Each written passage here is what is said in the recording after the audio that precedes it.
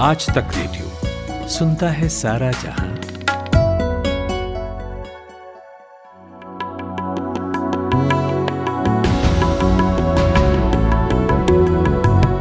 ये है मैं कदा, यहाँ रिंद हैं, यहाँ सब का साखी इमाम है। ये हरम नहीं है शेख जी, यहाँ पार साई हराम है। जो ज़रा सा पी के बह गया, उसे मैं कदे से निकाल दो। यहाँ तंग नज़र का गुज़र नहीं, यहाँ अहले ज़र्फ़ का काम है। तो नमस्ते अहले ज़र्फ़ यानी दिमाग की खिड़कियाँ खुली रखने वाले लोग। जिगर मुरादाबादी के शेर के साथ आज तक रेडियो पर तीन ताल का 24वां एपिसोड शुरू हो गया है और हम तीन रिंद ज़मीन पर पसर कर कमलेश किशोर सिंह उर्फ ताऊ, पाणिनी आनंद उर्फ बाबा और मैं कुलदीप मिश्र उर्फ सरदार। चलिए शुरू किया जाए तीन ताल, नया हफ्ता।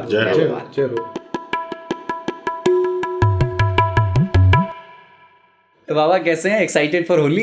एक्साइटेड नहीं, डिप्रेस्ड फॉर होली। अब साथ में भीगी होली है ये, क्योंकि न जमघट है, न धुंध है, न रंग है, न फाग है, न लोग हैं, न राग है। तो न चूल्हे हैं, न धुएं हैं, न चर्चे हैं, है ना। और हम अकेले घर में बंद होके खर्चे हैं। ऐसी होली ये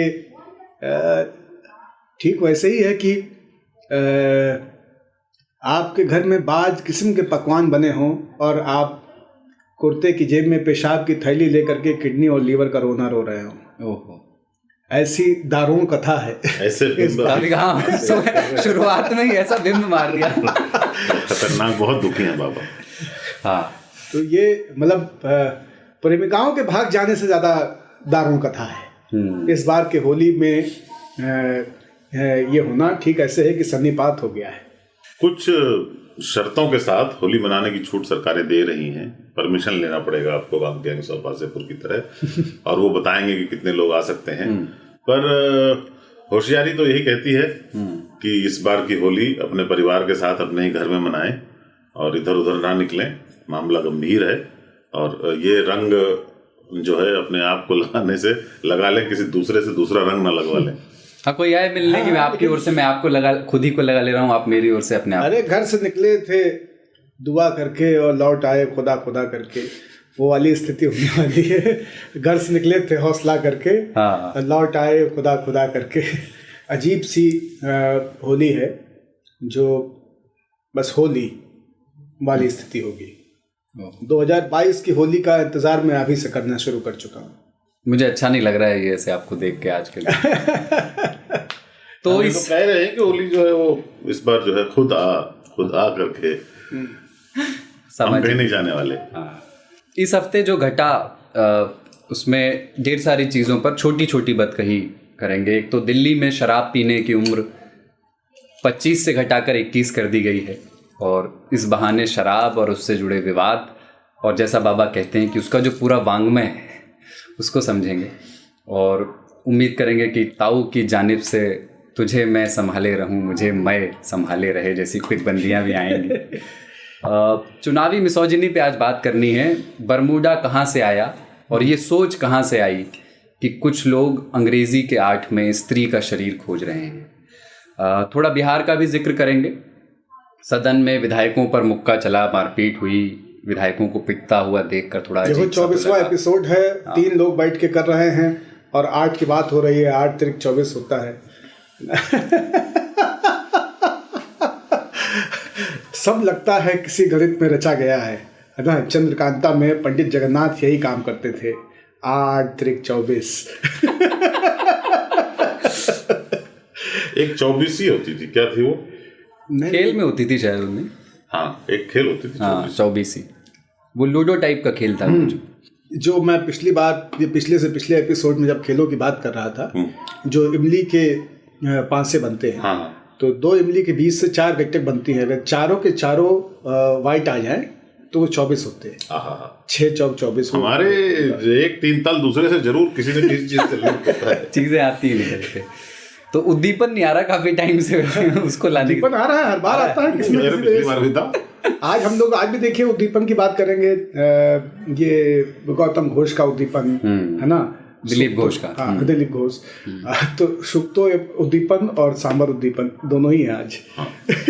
लेकिन जो चिट्ठी है, जो मैंने कहा कि आपको मज़ा आएगा चिट्ठी आज जो न्यूतालिश होता है, एक मेरे दोस्त की माता जी, वो मज़ा शब्द से बहुत चिढ़ती थी, वो उसको निकृष्ट मानती थी। और कभी उनका बेटा, मतलब मेरा दोस्त, अगर कभी मज़ा बोल दे कि मज़ा आ गया आज को, तो उसको 7 बार थुकवाती थी। कहती थी मज़ा नहीं, आनंद बोलो।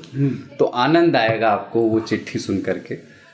वो चिट्ठी बनारस पर है, अनूप कुमार जी की चिट्ठी, और उन्होंने ये इच्छा जाहिर की है कि आज बनारस पे बात की जाए, जो कि शहर नहीं सभ्यता है। तो वो आगे है, सेकंड हाफ में पूरा सुनेंगे तो वहाँ तक पहुँचेंगे।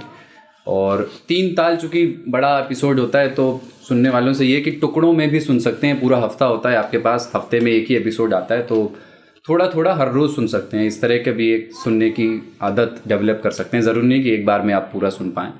तो आज थोड़ा सा सुन लिया और अगला 15 मिनट कल सुन लिया। उन थानेदार इन सब कहानियों से पहले एक कथा शायद मैं सुना चुका हूँ 3 ताल के श्रोताओं को, आज फिर सुना देता हूँ क्योंकि मज़े पे बात आ गई है और हम लोग मारक मज़े के माहिरीन हैं, तो इसलिए भी ज़रूरी है कि उसको एक बार उस छोटी सी कहानी को फिर से दोहरा दूँ।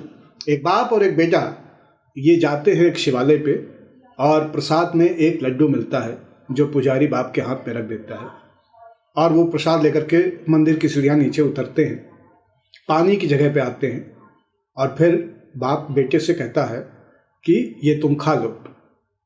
बेटा कहता है कि बाबा आप नहीं खाओगे? तो कहते नहीं बेटा तुम खा लो। बेटा उस लड्डू को खाता है। जो बेटे ने अनुभव किया वो सुख है, जो बाप ने अनुभव किया वो आनंद है। बेटे को लड्डू खाते हुए देखना आनंद है। बेटे के इंद्रिय निग्रह में लड्डू का आ जाना सुख है। सुख का ही एक औरत और महिला जैसा परिमार्जन, जो कि एक ही हैं लेकिन 2 अलग भाषा समाज से आते हैं, तो एक कहता है औरत, दूसरा कहता है महिला। वैसे ही है मज़ा और सुख आपके। लेकिन वो सुख और आनंद वाली कहानी सुन के मुझे बहुत मजा आया।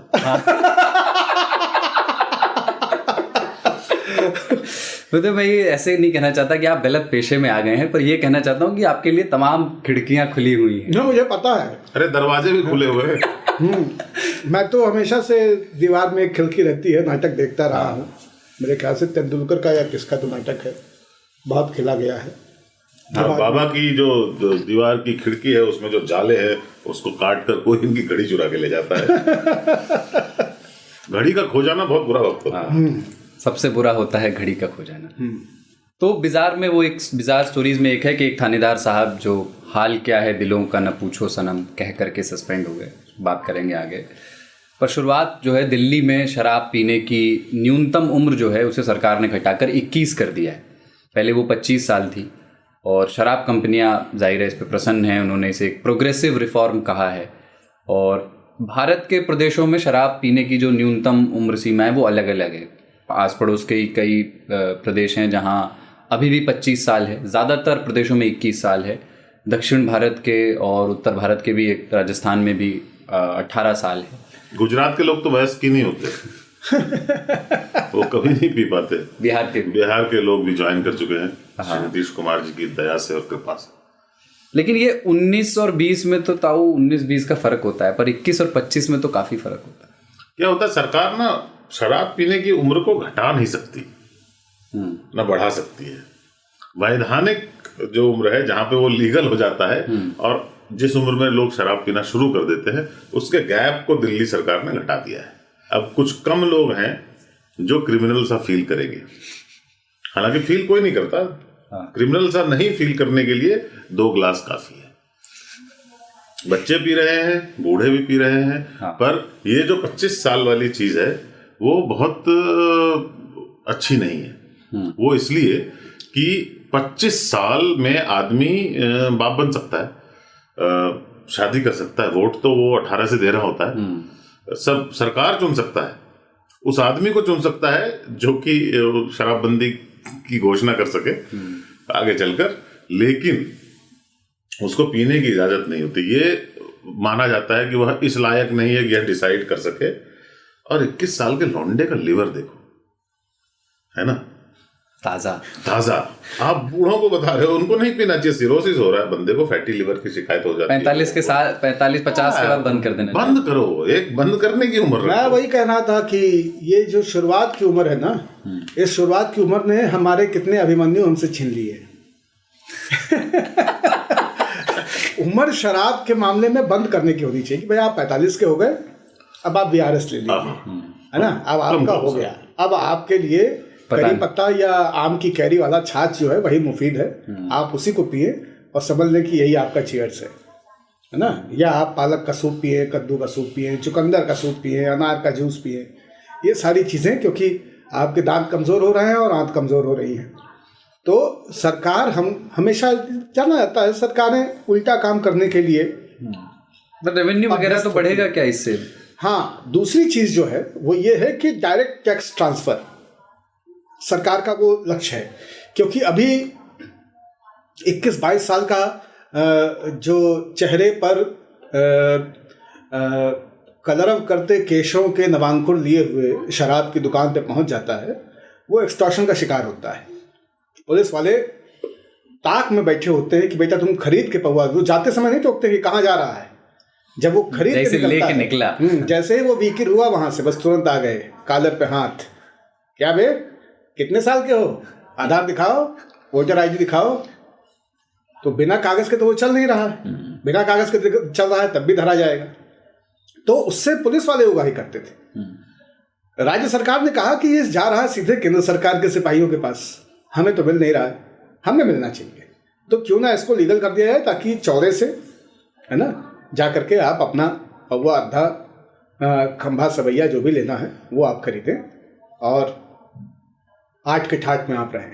सरकार की आमदनी का एक बड़ा जरिया है ये शराब से होने वाली आमदनी, उसका 1% वो होर्डिंग लगाने में खर्च करते हैं कि शराब पीना स्वास्थ्य के लिए हानिकारक है, जो कि है, सत्य है।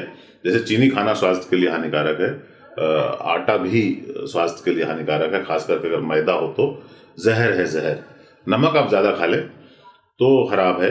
और शराब 3 वाइट्स, मैदा, चीनी, नमक, 3 सफेद ऐसे हैं जो कि शरीर व्हाइट पॉइजन बोला जाता है उनको। और वैसे शराब का अपना कोई सरीही रंग नहीं, शराब तज्जिया वो एहतसाब करती है, जो अहले दिल हैं बढ़ाती है आबरू उनकी, जो बेसऊर हैं उनको खराब करती है। अरे तो पहले सऊर आनी चाहिए, और सऊर जो है वो आप परिवार के लोगों पे उसकी जिम्मेदारी है कि उनको सऊर सिखाएं पिलाने की, और सऊर तो तभी सिखा सकते हैं जब आप उनको पीना सिखाएं। बिल्कुल।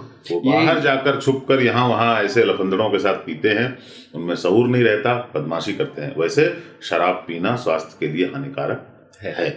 ठीक है, ये मतलब अच्छा हो गया। और नशे कई किस्म के हैं, तो यौवन के उद्दीपन से लेकर के और राजनीति और राष्ट्रवाद और अपनी परंपरा, ऐसे बाज किस्म के नशे, या पश्चिम पाश्चात्य संस्कृति का जो नशा होता है पता नहीं जी कौन सा नशा करता है ना।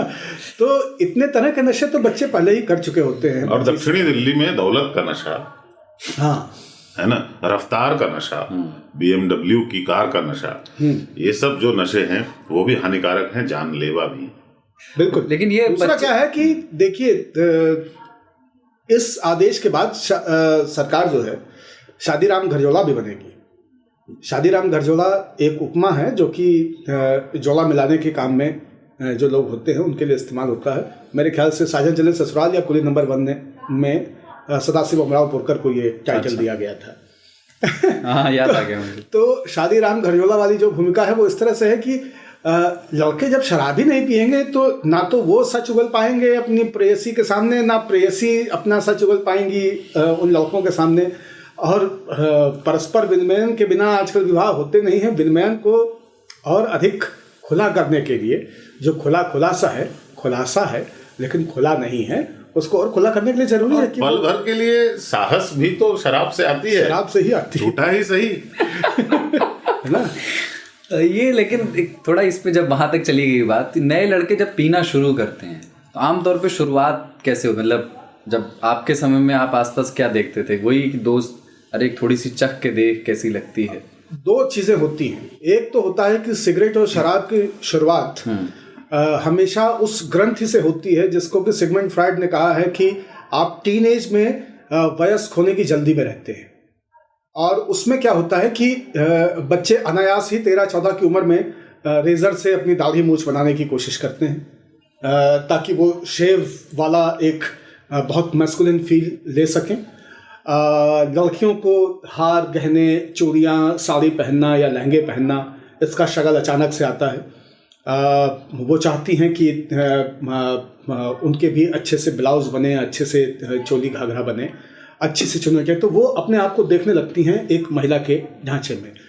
शराब और सिगरेट भी उसी मैस्कुलिन ग्रंथि से आता है कि ये बड़े पीते हैं, बड़ों की चीज़ है, अब हम बड़े हो रहे हैं, अब मैं स्कूटर चला रहा हूँ, अब मैं बाइक चला रहा हूँ, अब मैंने कार चलानी सीख ली है, अब मैं खुद स्कूल जाता हूँ और खुद वापस आता हूँ, अब मैंने इंटरमीडिएट पास कर लिया है।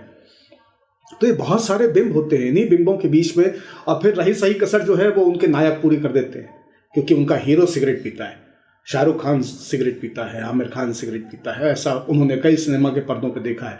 असल ज़िंदगी में नहीं भी पीता हो तब भी वो पीता है। तो असल ज़िंदगी में शाहरुख सबके पी जाते हैं। हाँ, तो बैक टू बैक। हाँ, तो बैक टू बैक पीते हैं, लेकिन जो नहीं भी पीते हैं वो भी नायक पीते हुए दिखाई देते हैं, तो वहाँ से इंस्पिरेशन आता है। तो उस गिलास को होल्ड करना एक शगल होता है, वरना स्वाद सबको पहली बार शराब का बुरा ही लगता है, लेकिन वो है। और तीसरा जो इसमें होता है कि जिसको आप कहें ना कि डबल चीज़, तो डबल चीज़ आता है, जो मेरा अनुभव है वो आता है, रही सही कसर पूरी होती है शादियों से, कि जहाँ पे 18, 20, 21 वाले शराब पी रहे होते हैं और आप 16 के होते हैं और आप वाना भी यूथ वाले में हैं, आप वो अपने से बड़ों के क्लब को ज्वाइन करना चाहते हैं, और आप देखते हैं कि लोग कितनी मस्ती करते हैं। अच्छा, इस वक्त जब आप 14, 15, 16 के हैं, ऊर्जा फूट रही होती है ना, जैसे पतझड़ के बाद अचानक से पल्लव फूटते हैं ना, और ये जो अगौरा लिए हुए पेड़ एकदम बैलाए घूमते हैं, है ना, चैत से पहले E = MC² हो रहा होता है। हाँ, तो वो एकदम भयंकर ऊर्जा प्रस्फुटित हो रही होती है। तो उस प्रस्फुटन में वो कतई 19 नहीं रहना चाहते हैं। सिटी ऑफ गॉड में करेक्टर है जो कि 12 साल का बच्चा है, और वो अपने गैंग के उसको गार्ड बना करके एक होटल से के बाहर रोका है, और अंदर जो बड़े हैं वो लूट करने जाते हैं, और वो गोली चलाता है, पुलिस की अफवाह फैलाता है। बाद में पता चलता है कि ये सब तो भाग गए थे, लेकिन उसने अंदर घुस करके 10-12 लोगों का मर्डर किया और रॉबरी की अकेले। तो वो जो ग्रंथि है जो आपको वहाँ ले जाना चाहती है, उस ग्रंथि की वजह से आप सबसे पहली बार सिगरेट अपने होठों से लगाते हैं, और सबसे पहली बार जाम को हाथ में पकड़ते हैं। गिलास को हाथ में पकड़ना एक अलग सा आनंद है, एक अलग सा अनुभव है, एक अलग सी अनुभूति है। इन दोनों में से किसी का स्वाद अच्छा नहीं होता। हाँ, दोनों से सड़ांध आती है, और पहली बार जब जिह्वा पे शराब जाती है तो जलन सी होती है, गला जल उठता है, पेट चलता है। हाँ, और उसी को वो चैलेंज समझते हैं। क्योंकि किसी भारतीय को आपने देखा होगा, शराब चाहे कितनी भी अच्छी पिला दो, वो पीने गटकने के बाद आंखें मूंद लेता है और मुंह ऐसे कर लेता है जैसे उसने दुनिया की सबसे खराब चीज पी, गरल पी लिया है। हाँ। दूसरा क्या होता है, उसके साथ एक चुनौती होती है। सिगरेट पीने वाले के साथ चुनौती ये होती है कि पहली बार सिगरेट पी करके खांसता है, और फिर उसको लगता है कि क्या मैं बाकी पुरुषों जैसा नहीं हूँ जो इतने सहज स्वाभाविक रूप से सिगरेट पी लेते हैं और धुएं के छल्ले भी बनाते हैं, नाक से भी धुआं निकाल लेते हैं। तो मैंने जब पहली बार सिगरेट पी तो मेरी पूरी चुनौती ये थी कि मैं नाक से धुआं निकालना कब सीखूंगा, और नाक से धुआं निकालने तक मैं एकदम भूलता रहा कि ये कितना खराब है, इसका धुआं कितना खराब लग रहा है। प्रैक्टिस हो चल, पूरा फोकस इस बात में था कि नाक से वो लकीर सी जैसे केतली की टोंट से भाप निकलती है, उस तरह से धुआं कब निकलेगा। यही सही कसर हम लोग की पारंपरिक जो पूरी शिक्षा पद्धति है, जिसमें हमें कहा जाता है स्वयमेव मृगेंद्रता, है ना, कि आप भरत हो, दुष्यंत के पुत्र हो, शकुंतला के पुत्र हो, आप सिंहों के दांतावनियाँ गिन सकते हो। तो ये जो स्वयमेव मृगेंद्रता का लोगो हमारी किताब पे चिपका रहता है, वो भी हमें प्रेरित करता है कि नहीं भाई। और ये भी है ना कि ये नहीं करना है। हाँ, एक उस समय उस उम्र में जब ये कहा जाता है कि ये नहीं करना है, जो है हाँ, तो फिर वो थोड़ा सा रिबेलियस तो लोग होते ही हैं उस उम्र में। और सबसे खराब मुझे वो है जिनको कि अच्छा नहीं लगता स्वाद बिल्कुल शराब का, वो एक हाथ में ना खीरा या कुछ लेके पहले उसको तैयार रखते हैं कि जैसे ही जाएगा उसके स्वाद का अनुभव नहीं होना चाहिए, यूं डाला और फटाक से मुंह में कुछ मिक्सचर या कुछ भी जो भी मिला हो वो डाल देते हैं, उसका स्वाद खराब लगता है। मिक्सचर एक उसमें ये भी क्लास है जो ये भी मानती है, मतलब जब पीना शुरू कर दिया उसके बाद, कि यार बियर कौन सी शराब होती है, और जो बियर पीने वाले हैं उनको ये बार बार महसूस कराया जाता है कि यार अभी तुम पे जो है मैच्योरिटी का, मर्दानगी का वर्क नहीं लगा है। ये भी एक किस्म का एक, मतलब बहुत अंदर जाए तो कई लेयर्स में वो। पहली बार किसी ने हमको बियर पिलाई थी पानी मिला के। हाँ, जैसे विस्की पिलाते हैं, थोड़ी सी दी और पूरी पानी मिला दी, बोली पानी डाइल्यूशन इज वेरी नेसेसरी। ठीक है, तो उनको वो कहते थे, उनका सूत्र था कि 4 Ds होने चाहिए ड्रिंक्स के, डाइल्यूशन, ड्यूरेशन, डाइट, मतलब खाना मिलाओ उनके लिए इंतजाम करो, फिर उसको बियर को डाइल्यूट करके पिलाते थे। बाद में पता चला कि यार बियर में तो कुछ मिलाया नहीं जाता, तो मिला ही होता है। शराब पीना स्वास्थ्य के लिए हानिकारक है। अब तो हमने चूंकि सिगरेट के बारे में बात कर दी, तो शराब कैसी और खुमार कैसा, ये सब तुम्हारी नवाजिशें हैं। पिलाई है जिस कदर से तुम्हें कि मुझको अपनी खबर नहीं है। और उसमें शायरों का बहुत योगदान है। हाँ, जिन्होंने कहा है कि दिन को होली रात दिवाली। हाँ, पहले के जमाने में सामाजिक समस्याओं में बहुत कुछ लिखते नहीं थे लोग, तो वो सोचते थे कि 2 ही चीजें पकड़ी थी उन्होंने, एक था उनकी जुल्फे और एक थे जाम। तो साखी दरे मैं खाना अभी बंद न करना, शायद मुझे जन्नत की हवा रास ना आए। एक शेर था जिसको मैंने यूं पकड़ा अपने टीन एज में कि मेरे लिए वो गीता और बाइबल से भी श्रेष्ठ हो गया था। अहमद हुसैन और मोहम्मद हुसैन 2 भाई हैं, गज़ल गाते हैं। तो उनकी एक गज़ल है कि दिल को हर वक्त तसल्ली का गुमा होता है। मेरे ख्याल से उसी के उन्वान में उन्होंने एक शेर पढ़ा है कि मंदिर और मस्जिद का यूं झगड़ा मिटाया जाए, बीच में दोनों के मैखाना बनाया जाए। हाँ। उन्होंने भी, नीरज ने भी दैर के माबैन जगह खाली है, क्यों यहाँ वीराना रहे, क्यों ना मैखाना बने। दैरो हरम में रहने बसने वालों, मैखानों में फूट न डाल दो, है ना। और फिर मधुशाला, ताज का रंग सादा रहने दो, ताज महल पे रंग न डाल दो। और ये खुमार बाराबंकवी का है कि ये कौन आधी रात को आया है मैं कदे, तौबा ये जनाब शेख हैं तशरीफ लाइए। तो ये है, खैर ये बात रोज तौबा करता हूं। मुझे लगता है इसके मीटर में ये जो है ना वो गलत है। इस शेर के मीटर में तौबा जनाब शेख हैं ये तशरीफ तौबा तौबा, शराब से तौबा, तौबा तौबा, शराब से तौबा। तो ये शराबबंदी की मांग क्यों उठती है? मतलब ये जो बात है ना कि जैसे अभी हमारे जो प्रोड्यूसर साहब, शराब बंदे पीते हैं इसलिए बंदी की मांग करेंगे। गांधी जी राष्ट्रपिता थे, बापू के नाम से हम उनको जानते हैं। ये जान लीजिए कि हर आदमी का एक साइड नहीं होता, उनका एक डार्क साइड भी था। अत्यंत दमनकारी थे, ऑपरेसिव नेचर के आदमी थे। तो क्या खाओगे, क्या पहनोगे, हम डिसाइड करेंगे, काहे कि हम बड़े हैं। क्या पियोगे, हम डिसाइड करेंगे। तो आप ये मत खाना, क्योंकि वो खाना ठीक नहीं है, पाप है। संविधान में भी एक डायरेक्टिव प्रिंसिपल में कुछ चीजों को जोड़ दिया गया, उसमें से एक ये भी है। गांधी की दमनकारी नीतियों में से एक था शराब से उनकी घृणा।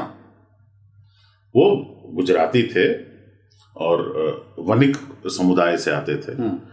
तो अपनी जो पर्सनल प्रेफरेंस जिसको बोलते हैं, व्यक्तिगत जो उनका डाइट था, उनका खान पान था, वह उन्होंने पूरे देश को सौंप कर गए।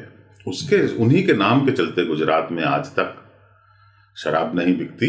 मोरारजी देसाई जीवन भर रिसाइकल करते रहे एक बियर की बोतल पीकर, क्योंकि उनका था कि दूसरा पी नहीं सकते।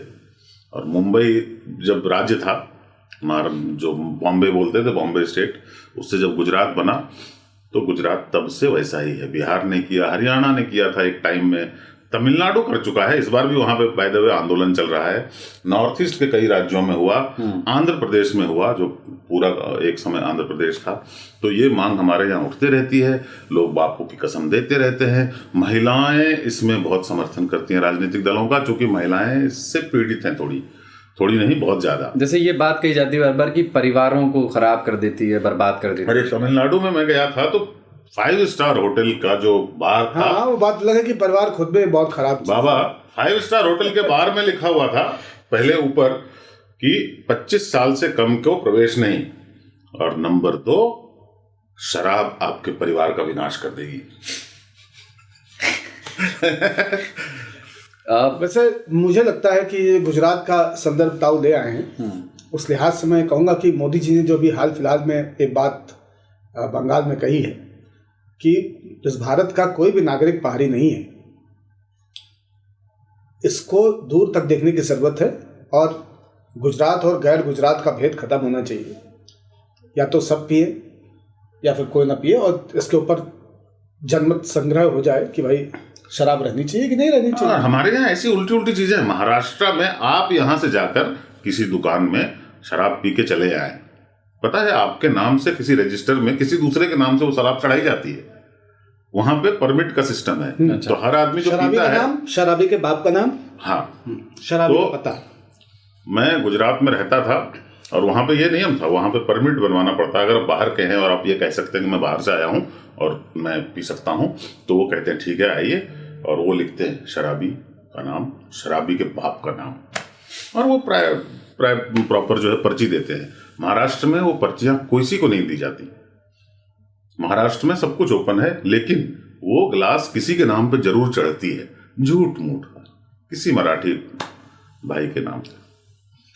चलिए, तो शराब पे तो ऐसे बहुत बातें हो सकती हैं कभी। हाँ, शराब पे कभी इत्मीनान से बात विस्तार से इत्मीनान से तो लेकिन शाम में, लेकिन 21 हो गया है, तो मुझे लगता है कि इसका स्वागत करना चाहिए। और इसलिए स्वागत होना चाहिए कि सरकार को वाजिब कर मिलेगा और निर्भय हो शाश्वत स्वरूप से बालक जब अब जा कर के और ये तय कर पाएंगे कि उन्हें पीना है कि नहीं पीना है। क्योंकि आदमी तो पहले भी तय कर चुका है और जिसको पीना है वो पी रहा है, बस ये है कि अब वो लीगली पी सकेगा। ठीक, तो राजस्व की हानि नहीं होगी, करप्शन इससे कम होगा। और 21 हो गया है, इस बात का हमें स्वागत करना चाहिए। क्योंकि जो व्यक्ति शराब बेचने वाली सरकारें चुन सकता है, वो व्यक्ति शराब पिए कि ना पिए ये निर्णय करने का लीगल राइट भी उसे उसी उम्र में होना चाहिए। और एक बात मैं पूरे देशवासियों को बोल देना चाहता हूँ कि देखिए साहब, कभी कभी आप मानते ये शराब पीना स्वास्थ्य के लिए हानिकारक है, परिवारों को का भी विनाश हो जाता है कई बार इसके चलते। पर क्या होता है, आपके मन में इच्छा जागती होगी, बलवती हो जाती है कि क्यों ना यहाँ भी शराब बंद हो जाए। पर आप ये जान लीजिए कि आप अपना एक और अधिकार, आप पिएंगे ना पिएंगे, किसी और को दे रहे हैं। फिर कल वो आपके अंडे पे भी आ सकती है बात। कुछ राज्यों में अंडे पे आ गई है, कुछ राज्यों में हमारे पड़ोसी राज्य है दिल्ली के, हरियाणा में, वहां पे हुआ कि ट्यूसडे को मांस की दुकानें बंद रहेंगी, है ना। गुड़गांव में, हाँ, गुड़गांव में ट्यूसडे को मांस की दुकानें बंद रहेंगी। क्यों? लोग ऐसा मानते हैं। वो कौन से लोग हैं? अगर मेजॉरिटी ऐसा मानती है, जैसा कि लोग कहते हैं कि मेजॉरिटी ऐसा मानती है तो हम कर देंगे, तो मेजॉरिटी को के हाथ में अगर निर्णय दे दिया जाएगा तो संविधान से बाहर नहीं जाएगा। मैं ऐसे घरों में जाना चाहता हूं जिनमें सोमवार की रात 12 बजे से पहले फ्रिज से सारा नॉन वेजिटेरियन माल हटा करके घर से बाहर फेंक दिया जाता है और फ्रिजों को साफ पानी से धो करके पुनः उनमें सामान रखा जाता है। ऐसे घर मैं देखना चाहता हूं, क्योंकि अगर हाइजीन का लेवल इस लेवल पे है कि मंगलवार को नॉनवेज नहीं होना है तो फ्रिज से भी बाहर करो ना भाई। केवल दुकान से बाहर करके क्या होगा? मैं भी टीआरपी के मीटर देखना चाहता हूँ। हाँ, बिजली के मीटर ही देखे हमने और पानी के। एक छोटा सा ब्रेक 3 ताल में ले रहे हैं, जल्दी ब्रेक है, आज 2 ब्रेक हैं, और आगे चुनावी मिसोजिनी पे बात, मुसोलिनी पे नहीं, चुनावी मिसोजिनी पे बात, दोनों ही घातक। सुबह सुबह ऐसा लगता है कि सबकी गाड़ी छूट रही है, लेकिन न्यूज़ भी तो मिस हो रही है। स्कूल, कॉलेज या ऑफिस की पूरी तैयारी तो हो जाती है, मगर देश दुनिया की अपडेट्स ले पाते हैं क्या? तो आपकी प्रॉब्लम का स्मार्ट सॉल्यूशन ये है कि अपनी सुबह की शुरुआत आप आज तक रेडियो के साथ कीजिए। कल क्या हुआ और आज क्या हो सकता है, सटीक एनालिसिस, पहले बड़ी खबरें और फिर अखबारों के चुनिंदा मोती। ये है सुबह का खबरनामा, आज का दिन, मेरे यानी नितिन ठाकुर के साथ।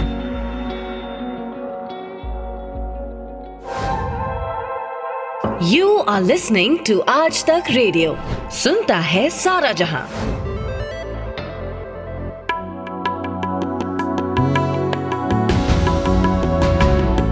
आप सुन रहे हैं आज तक रेडियो पर तीन ताल, कमलेश ताऊ, पाणिनी बाबा और मेरे यानी कुलदीप सरदार के साथ।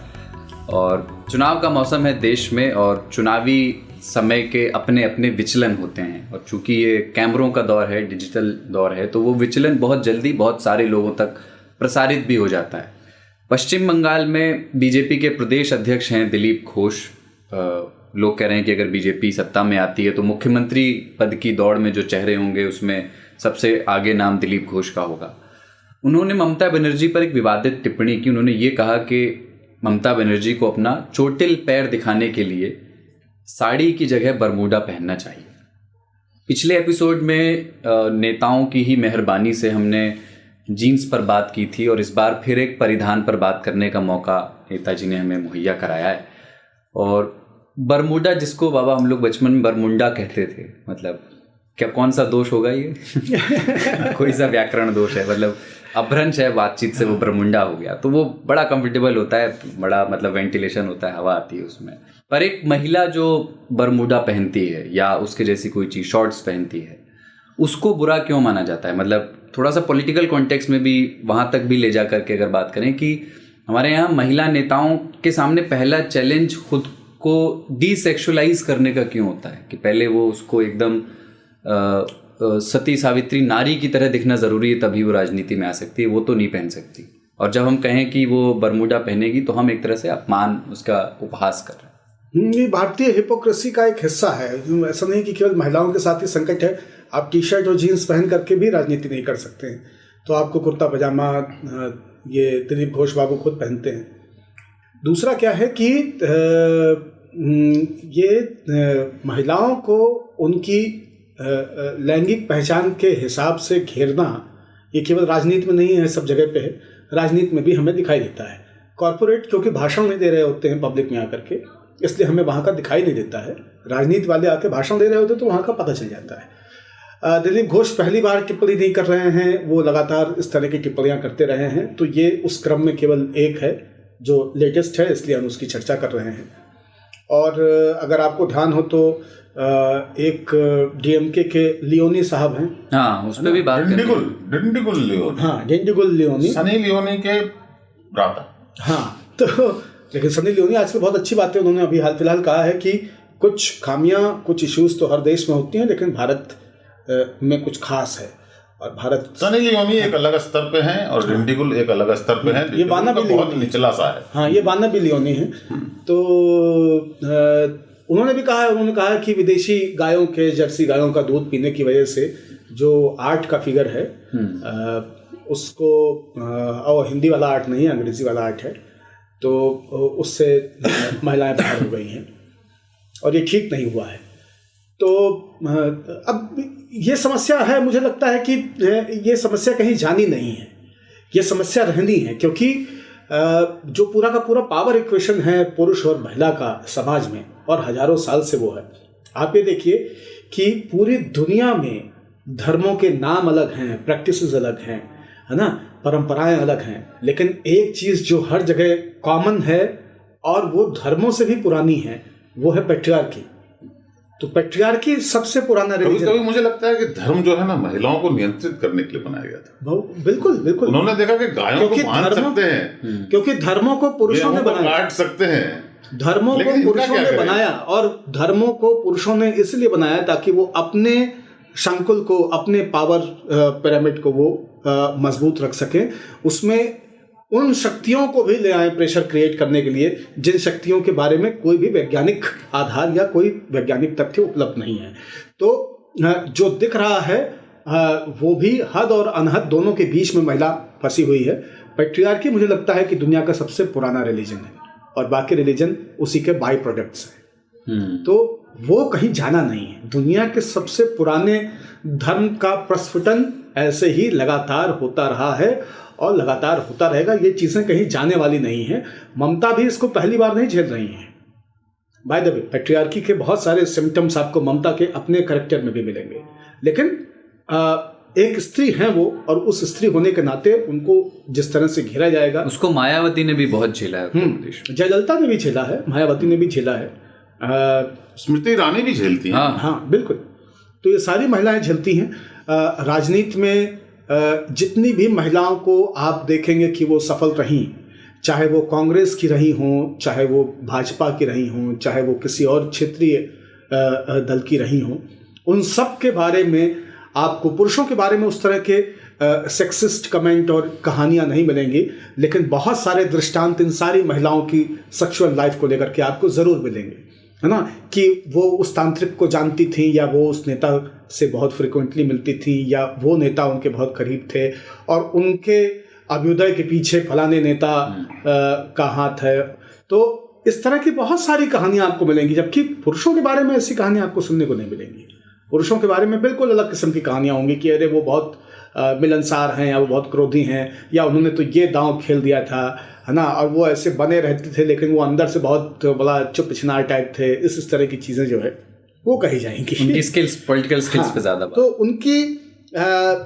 उनके रण कौशल की, रणनीति कौशल की चर्चा होती है, जबकि स्त्री की चर्चा उसी बरमूडे तक सीमित रहती है, उसी के इर्द गिर्द रहती है। दिलीप घोष की एक समस्या और है कि वो भक्त हैं, और भक्तों को खोल कर दिखा देने की एक बीमारी होती है ना। भक्त प्रवर बजरंगबली जी ने अपना सीना खोल के फाड़ के दिखा दिया था कि राम और सीता वहाँ पे बैठी हुई हैं, तो ये उस आदत से निकल नहीं पा रहे हैं। हाँ, अपना कुर्ता तो उन्होंने फाड़ के नहीं दिखाया है, लेकिन ये चाहते हैं कि बरमूडा दिखा दें, ममता जी बरमूडा पहन दें और अपनी टांग दिखा दें। मुझे सबसे ज़्यादा दुख देता है ये टर्न, है ना, जो ये जो स्पिन होता है ना, कि चोट के लिए चोट का पैर दिखाती घूम रही हैं, इस बात को आप कैसे सेक्सुअली चार्ज कर देते हैं, कैसे आप उसको स्पिन देते हैं, है ना। तो बात कहना आप क्या चाहते थे और अंततः आप क्या कह गए। तो राजनीति, वही मैं कहता हूँ, राजनीति में पहला बड़ा चैलेंज महिलाओं के लिए यही है कि कैसे वो डीसेक्सुअलाइज रख सके अपनी छवि को, क्योंकि राजनीति में चीजें पब्लिक डोमेन में होती हैं, बाकी ऐसा नहीं है। देखिए, इससे ज्यादा चैलेंजिंग कहानियां वहां की है जहां राजनीति नहीं है, जहां पे कम्युनिकेशन न तो ग्रुप कम्युनिकेशन है और न मास कम्युनिकेशन है ना। तमाम सारे संस्थानों, नौकरियों में, प्रतिष्ठान, बोर्ड रूम में होता है, राजनीति में मंच से बोल दिया तो सबने सुन लिया, बोर्ड रूम सार्वजनिक हो गया तो बस ये। अच्छा, बरमूडा की हिस्ट्री ये है, शुभम भाई ने बताई हमें, जो रिसर्च करते हैं 3 साल के लिए, कि वो एक सज्जन थे बरमूडा के रहने वाले, और उनका नाम था नेथनियल कोक्सॉन, और उनकी चाय की दुकान थी। तो पहली बार 1914 में उन्होंने अपने कामगारों को गर्मी से राहत दिलाने के लिए ये शॉर्ट्स पहनने की इजाज़त दी। और फिर वो वर्ल्ड वॉर 1 का टाइम आया, तो ब्रिटिश आर्मी जब बरमूडा में ठहरी और उन्होंने देखा कि ये परिधान है, तो उन्हें बहुत सही चीज़ लगी वो। और क्योंकि वो गर्म और रेतीले मौसम में जब ब्रिटिश सैनिक जाते थे, वो यूज्ड नहीं थे वहाँ के मौसम से, तो उन्होंने भी वो अपनाया। और उसके बाद फिर वो धीरे धीरे 20s और 30s में बाज़ार में आ गया, स्पोर्ट्स वियर का हिस्सा हो गया। और पहली बार वोग मैगजीन ने 1948 में इसको ये नाम दिया था, और इसको बरमूडा शॉर्ट्स कहा था, बरमूडा शॉर्ट्स। फिर बाद में वो शॉर्ट्स गायब हो गया, सिर्फ बरमूडा रह गया। फिर वो घरों घरों में पहुंच गया 90s के बाद, तो और भी बरतानिया वालों दिलीप घोष संघ में थे या नहीं थे, पर संघ में बरमूडा का बहुत चलन रहा है। हाँ, आजकल वो फुल पैंट पहनने लगे। संघ के बरमूडे में ही मैं आ रहा था, क्योंकि ये तो बरतानियों की देखिए आप प्रवृत्ति कि जैसे पटीदारी होती है ना, कितनी बुरी चीज होती है।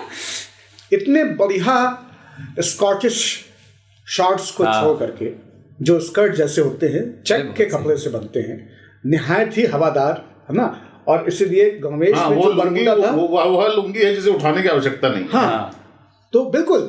और कितनी कमाल की घेरा बहुत बड़ा, मुझे लगता है कि संघ ने स्कॉटिश शॉर्ट्स और बरमूडा का मिक्स बनाया था, कि वो साइज एंड स्टिचिंग तो उसकी बरमूडा वाली थी, लेकिन शेप उसका नीचे से एकदम स्कर्ट का था। हाँ, तो ये, लेकिन आप ये भी देखिए ना कि मतलब बरमूडा का ले लेंगे क्योंकि पटीदार नहीं है, लेकिन स्कॉटलैंड वाले पटीदार हैं, और उनके साथ बटैया की लड़ाई चल रही है। स्कॉटलैंड से चलता ही है वो। और बगिया में 2 आम ऐसे हैं जिन पे दोनों की दावेदारी है, और दोनों को लेकर के आम पे इतनी लाठी नहीं चलती जितनी पीठ पे चलती है दूसरे की। तो वो जो संकट है वो भी यहाँ पे देखिए। डिंडीगुल बाबू जो है हमारे, डिंडीगुल लियोनी साहब, वहाँ के तमिलनाडु के, उन्होंने जो कहा बहुत बेहद आपत्तिजनक था कि 8 का फिगर, बाय द वे अंग्रेजी में जो संख्या होती है उसको फिगर ही बोलते हैं, 8 का फिगर जिसपे कि वो कमर पे बच्चा रख लेती थी तो बच्चा स्थिर रह सकता था, लेकिन अब चूंकि वो विदेशी जर्सी गायों का दूध पीते हैं तो बैरल से हो गए हैं, ड्रम से हो गए हैं, तो बच्चा फिसल जाता है उनके हिप से, कूल्हे से। अब सवाल यह है कि उनकी स्त्री विरोधी जो मानसिकता है वो उसी का लक्षण है, वो पूरे सभी राजनीति के लोगों के, सभी हमारे समाज की बीमारी है। पर मैं इस बात पर आना चाहता हूँ कि क्या जर्सी गाय जो होती है, जो फॉरेन काउज जिनको बोलते हैं, उनका दूध आपको मोटा करता है? ऐसा कोई रिसर्च है? क्योंकि मैं देखता हूं आजकल कि वो कहते हैं कि गाय का शुद्ध घी, बाबा बेचते हैं हमारे रामदेव बाबा, वो कहते हैं गाय का शुद्ध घी 100%। और मैं अभी मार्केट में देखता हूं तो बहुत अच्छा है, एक है शुद्ध घी, एक है गाय का शुद्ध घी। अब ये समझ में नहीं आता कि वो कोई देखने जाता है कि गाय के दूध से बना हुआ है, क्योंकि दूध जब आता है शहर में, मैं देखता हूँ टैंकरों में भर के आता है, और किसी भी टैंकर में व्यवस्था नहीं कि गाय वाला यहाँ डालो, हाँ, और तो ये क्या है। और टैंकर में मैंने भरते देखा तो बाल्टी से भर के देते हैं, जबकि कूड़ेदान की व्यवस्था है, ड्राई वेस्ट और वेट वेस्ट, ना नीला और हरा डिब्बा, लेकिन दूध के टैंकर में व्यवस्था। दिलीप घोष ने एक बार कहा था कि हमारी जो गायें हैं वो हमारी माता है, और जो विदेशी गायें हैं वो हमारी मौसी, ऐसा उन्होंने कहा था कि अगर मैं मौसी कुटुंब में तो सबको लेना पड़ेगा। हाँ, अगर मैं मौसी के घर पला बढ़ा और मौसी माँ बराबर है, मैंने अगर मौसी का दूध पिया तो मैं मोटा होऊंगा। ये क्या तरीका है? और हम विदेशी गायों को, हमारे यहाँ एक बहुत बुरी चीज है, विदेशी महिलाएं, विदेशी गायें। और हमारे यहाँ तो जानते हो कि गौ है लड़की, हम तो संपत्ति ही मानते हैं, गौधन है, जर जोरू जमीन सब संपत्ति ही है। तो उसमें देखो, हम विदेशी महिलाओं को भी हिकारत की नजर से देखते हैं, यह मानकर चलते हैं कि उनका चरित्र अच्छा नहीं होगा, वो बुरे लोग होते हैं। हमने जो अश्लील फिल्मों में देखा है वैसी सभी महिलाएं होती हैं। इस तरह के विचार हमारे यहाँ लोगों के मन में हैं, और हमारे फिल्मों में देखना एकदम पीछे में जो है वो विदेशी महिलाओं को लेकर नचाते हैं। दिल्ली में जो है बोलते हैं रशियन लड़कियां आई हैं। हाँ, इस तरह से हमारे जो विचार है विदेशी महिलाओं के बारे में वही विदेशी गायों के बारे में है, ठीक है। और यहाँ स्त्री को माता की तरह ट्रीट करते हैं, भारतीय नारी। हाँ, भारतीय नारी का जो कॉन्सेप्ट, बिल्कुल हमारा जो पूरा, जैसे हमारी गाय तो केवल रामदीन के बैल से ही फरी है। हाँ तो ये बहुत चिंता का विषय है कि हम इस मामले को गायों तक ले गए। हालांकि विदेशी नस्ल के कुत्ते बहुत प्यारे होते हैं उनको, है ना, लेकिन माता के स्तर की चीज विदेशी पसंद नहीं है। हाँ, वाजपेयी जी भी एक कुकुर पाले हुए थे, विदेशी नस्ल का, सफेद लंबे बाल वाला था। हाँ। 8 के फिगर की बात जो है ना, उसको भी मैं ले आता हूँ कि 8 का फिगर कहाँ से आया। तो भारतीय चेतना में 8 के फिगर का उद्भव हम देखते हैं मूर्ति शिल्प में शुंग काल और उसके बाद से, और ये अपने चरम पे पहुंचता है गुप्त काल में। पूरा का पूरा जो मूर्ति कला है भारत की, और उसमें जिस गुप्त काल को हम स्वर्ण काल कहते हैं भारतीय कला का, उसमें जितनी भी देवियाँ, यक्षिणी, तारिकाएं, नायिकाएं, जितने भी मूर्तियां बनी हैं, चाहे वो गंगा और सरस्वती की हों। आप अगर कभी मूर्ति देवी पुरस्कार वाली सरस्वती को याद करें, आप कभी दीदारगंज यक्षिणी को याद करें, जो यक्षी का फिगर पाटलिपुत्र से मिला है, पटना से मिला है, मौर्य काल का। यहाँ सांची के स्तूप की शाल भंजिकाओं को अगर देखें, आप गंगा और यमुना की मूर्तियों को देखें, आप तमाम देवियों को अगर आप देखेंगे तो आप उनकी देह यष्टि को 8 जैसा ही पाएंगे। तो ये दिमाग में बैठा है कि हमारी स्त्रियां उसी तरह से भरे हुए नितंबों और उन्नत वक्षों वाली 8 जैसी होनी चाहिए। इनसे मेरा एक ही सवाल है, जो लियोनी साहब हैं, कि आपको क्या लगता है कि भारतीय पुरुष हिंदी के 4 जैसे क्यों नहीं बचे? इस पे भी कभी विचार प्रकट कीजिए। हमेशा आपको 8 जैसी महिलाएं नहीं मिल रही हैं, जो कि अंग्रेजी का 8 है, वही मैं भी कहना, उसकी तो चिंता आप कर रहे हैं, पेट का जो लेकिन जो हिंदी का 4 है, उसके जैसे पुरुष क्यों नहीं बचे हैं? आपकी पार्टी से लेकर के, है ना, और दूसरी पार्टियों तक, या तमाम सारे धंधे प्रोफेशन में ऐसा क्यों हुआ है कि ये जो हंडी के 4 जैसे पुरुष थे ये आलू जैसे हो गए? और संपत्ति, हाँ, क्योंकि आप एक निश्चित फिगर के रूप में, एक निश्चित आकार में क्या चाहते हैं? आप एक गाड़ी खरीद सकते हैं, इस मॉडल की खरीदेंगे, सेडान होगी, एसयूवी होगी, और लंबी वाली होगी, छोटी वाली होगी, क्योंकि आपका नियंत्रण होता है। आपको ऐसी ये अच्छी वाली मॉडल है ना। घर आप बनवा सकते हैं, जो चीज आपको अच्छी नहीं लगती उसमें काट छांट कर सकते हैं। वही स्वभाव कि हमारी स्त्रियां भी वैसी ही क्यों नहीं है जैसा कि हम चाहते हैं। वो गोरी हों, साउथ में देखो, मैं इस बात पे बहुत गर्व करता हूं कि वहां के जो हीरो होते हैं फिल्मों में, वो सांवले रंग के बहुत बहुत सारे हीरो हैं जो पारंपरिक रूप से, जिनको कि ग्रीक गॉड टाइप का लुक जो है वो वहां के सिनेमा में उन्होंने उस लाइन को तोड़ दिया, उसको मिटा दिया। मगर स्त्रियों के मामले में गोरे रंग का ऑब्सेशन है अभी, भयंकर है, अभी भी ऑब्सेशन और है। अगर आप देखें कि पूरी मैथोलॉजी में पुरुषों को ही लिबर्टी है कि वो कभी गजमुख हैं, कभी वो वराहमुख हैं, है ना, कभी अश्वमुखी हैं, कभी चतुर्मुखी हैं, कभी पंचमुख हैं, कभी त्रिनेत्र हैं, कभी काले हैं, कभी सांवले हैं। स्त्रियों के पूरे देह यष्टि और पूरी की पूरी कंसेप्शन में आप सारी महिलाओं को सिवाय काली के, जिनका चेहरा और वर्ण अलग है, आप पाएंगे कि वो 8 के ही आकार में है। तो अगर और गौरवर्ण के और गौरवर्णी, तो कोमलांगी, अष्टवक्रा, गौरवर्णी, ऐसे ही वो है। और ये अष्टवक्रा, मैं अष्टवक्र वाला नहीं कह रहा हूँ, ये अष्टवक्रा अंग्रेजी वाला 8 कह रहा हूँ, अंग्रेजी के 8 वाला, क्योंकि अष्टवक्र भी एक पात्र थे और वो बेचारे पोलियोग्रस्त होने के कारण अष्टवक्र कहलाए। हमारी तो मुझे लगता है कि ये 8 जैसी जो महिलाएं हैं, इनके लिए 4 जैसे पुरुष भी चाहिए होंगे।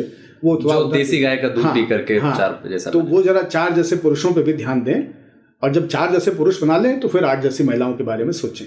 ठीक है। एक मित्र है हमारी, प्रतीक्षा, हमारी कलीग भी हैं, पत्रकार हैं, उन्होंने बरमूडा पर एक टिप्पणी लिखी है। मतलब मैं उसका एक हिस्सा पढ़ रहा हूँ, मुझे लगा कि वो पढ़ा जाए, इस चर्चा में लाया जाए, इंटरेस्टिंग है। उन्होंने लिखा है कि बरमूडा कोई आम शब्द नहीं था, कोई आम शब्द नहीं है। इसमें डेवलप होते पौरुष और किशोरावस्था के पसीने की गंध है। बरमूडा उन लड़कों का परिधान हुआ करता था जो 12-13 साल की उम्र में घर के काम न करने और लड़कियों को मैथ समझ नहीं आती ये सोचने के लिए ट्रेन हो रहे थे। बरमूडा उनका भी परिधान हुआ करता था जो बालिग होने की दहलीज पर थे और अपनी दीदियों को रिक्शे पर बैठाने या दर्जी के यहाँ पहुँचा कर के बाहर उनके निकलने का इंतज़ार करते हुए पाए जाते थे। बरमूडा उन लड़कों का भी परिधान था जिनकी माँ रोज़ कम से कम 4 घर में ये झूठ बोलती थी कि हमारे बेटे की नौकरी लग गई है, बस ज्वाइनिंग का वेट कर रहा है। और नहीं तो क्या पापा कभी बरमूडा पहनते थे? वो तो बंडी और पैजामा पहनते थे, या फिर अपनी सेंस ऑफ एंटाइटलमेंट को नुमाया करते हुए धारी वाले कच्छों में ही घूम लेते थे। धारी वाले कच्छों का पीलापन ही तो पुरुष के अनुभव का चश्मदीद गवाह था। बरमूडा तो नए लड़कों का फैशन था। पापा लोग बरमूडों की ज़्यादा इज्जत नहीं करते थे, करते भी कैसे। मार्केट में अचानक बमचम आ गया था जो अश्लीलता का पर्याय था। घुटने मोड़कर बैठने पर वो जांघों को पीछे छोड़ते हुए लड़कों के लक्स के कच्छों के हाशिए तक पहुंच जाता था। अगर आपको लगता है कि लो वेस्ट जीन्स लड़कों के लिए बनी सबसे अश्लील चीज़ है तो आपने अभी बमचम नहीं देखे। आज भी घर जाकर आप माँ को समझाएंगे कि बमचम जातिवाचक नहीं बल्कि व्यक्तिवाचक संज्ञा है, तो वो बमचम्स नाम का ब्रांड था जो बरमूडों के अलावा और भी कपड़े बनाता था, तो माँ को यकीन नहीं होगा। लड़कियाँ जो हैं वो बरमूडे नहीं पहनती थी, वो पैजामे पहनती थी या प्रोग्रेसिव घरों में घुटन्ना यानी कि कैप्री पहनती थी। तो चूंकि लड़कियां बरमूडे नहीं पहनती थीं, 56 साल के किसी पुरुष के लिए 66 साल की किसी महिला को एक सार्वजनिक मंच से बरमूडा पहनने के लिए कहना उसकी समझ से महिला को नीचा दिखाने वाली, उसके संस्कारों पर सवाल उठाने वाली बात है और उसकी अपनी परिभाषाओं के मुताबिक फ़नी भी है। तो दिलीप घोष चाहते हैं कि आप ममता दीदी की कल्पना बरमूडे में करें और उनके सेंस ऑफ ह्यूमर की दाद दें। अच्छी कोशिश है, बस अफसोस ये है कि अब लड़कियां पहले से ज़्यादा बरमूडे पहन रही हैं और स्त्री विरोधी जोक से ऊपर उठ चुकी हैं। दिलीप घोष किसी लोकल अखबार के लिए हंसी के फुहारे, हंसगुल्ले या पिचकारी नाम के जोक सेक्शन के लिए अच्छी भर्ती हो सकते हैं। बाकी मैं तो खुशी हो जाऊं अगर मुझे सार्वजनिक तौर पर कोई इस तरह के बरमूडे पहनने के लिए प्रोत्साहित करे, गर्मियों में ठंडा रहता है। ठीक है, तो एक ब्रेक लेते हैं इसके बाद, और ब्रेक के पार है बिहार में जो तांडव हुआ है। कमाते हैं लेकिन बचा नहीं पाते, बचाते हैं तो उससे कमा नहीं पाते। शेयर की चाल, निवेश का हाल, बाजार का तमाशा, इकोनॉमी की भाषा, बॉन्ड, बीमा, सोना, चांदी, सबकी होती है बात बचाते रहो नारे के साथ। हर शनिवार नितिन ठाकुर के साथ कीजिए मुलाकात अपने मनी मैनेजर से।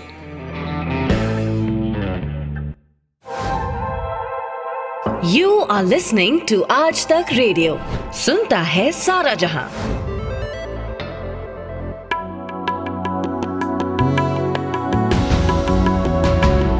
वेलकम बैक टू तीन ताल।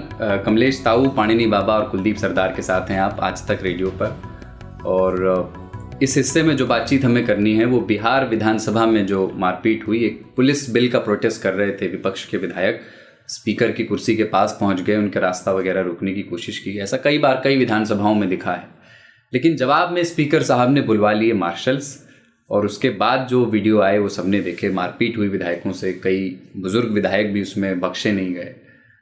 तो ताऊ, ये हमारे सदनों में ऐसा होता हुआ देख के अच्छा नहीं लगता। देखिए, एक तो मैंने देखे कैसे पुलिस वालों ने उनको उठा कर फेंका। हाँ, विपक्ष के सदस्यों को। ये एमएलए हैं बाय द वे, कानून बनाने जाते हैं वहां पे, जनता ने उनको चुनकर भेजा है।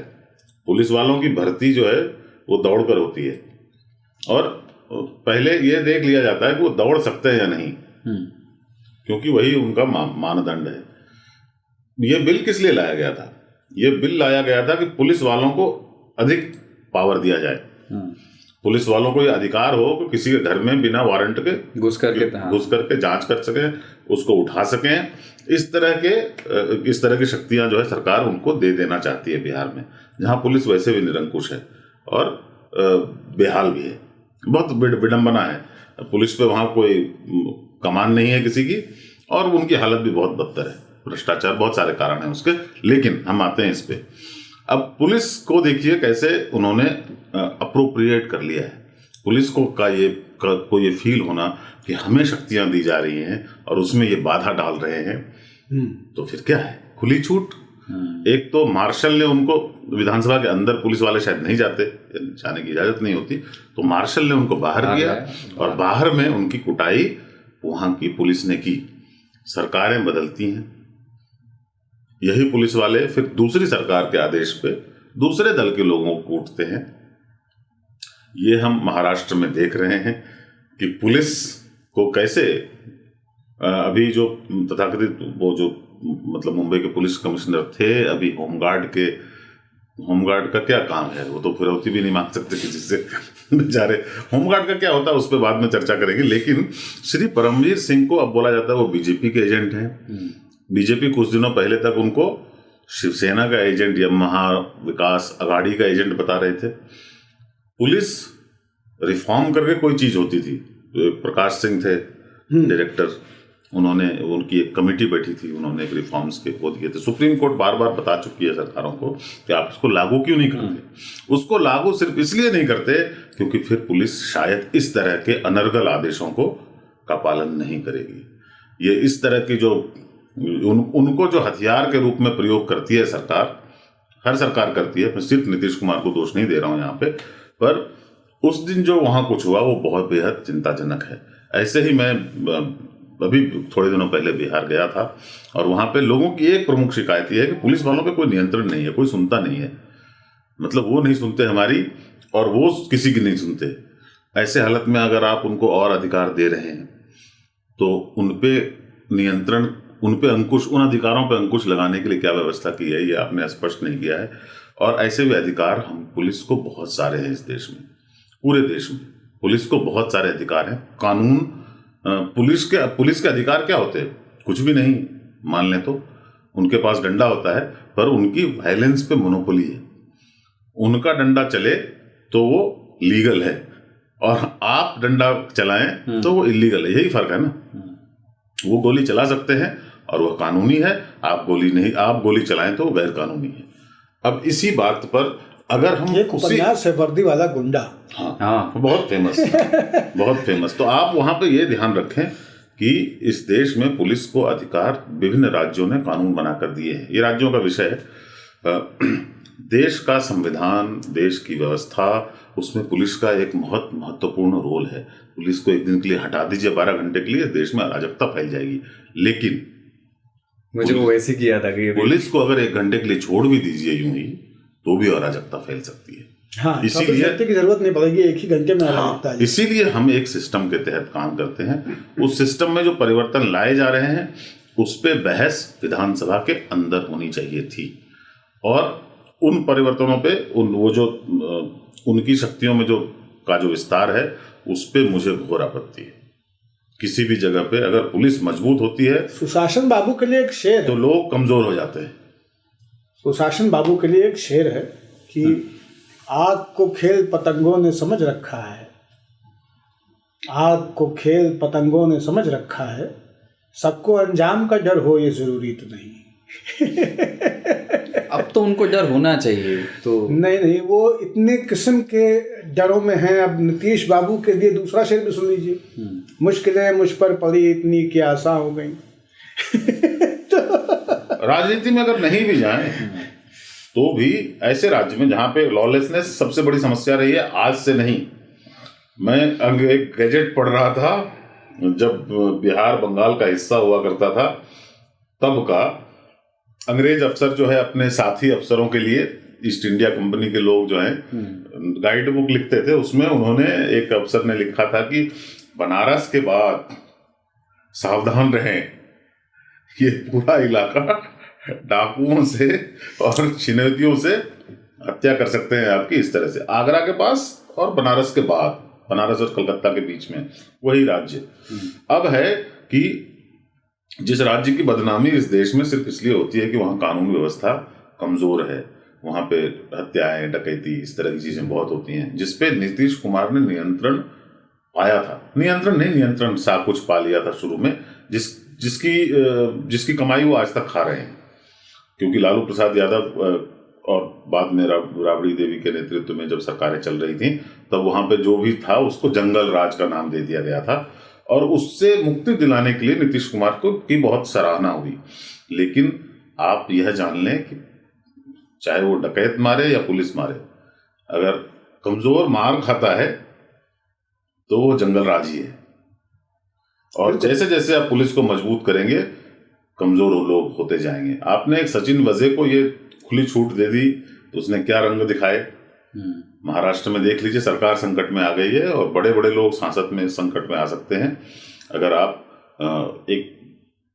जिन लोगों के पास शक्तियां ऑलरेडी बहुत हैं, उनकी शक्तियों में विस्तार करना चाहते हो, और जो लोग इसका विरोध कर रहे हो उसकी कुटाई उसी से करवा रहे हैं। जब आप अधकचरे खानसामे हों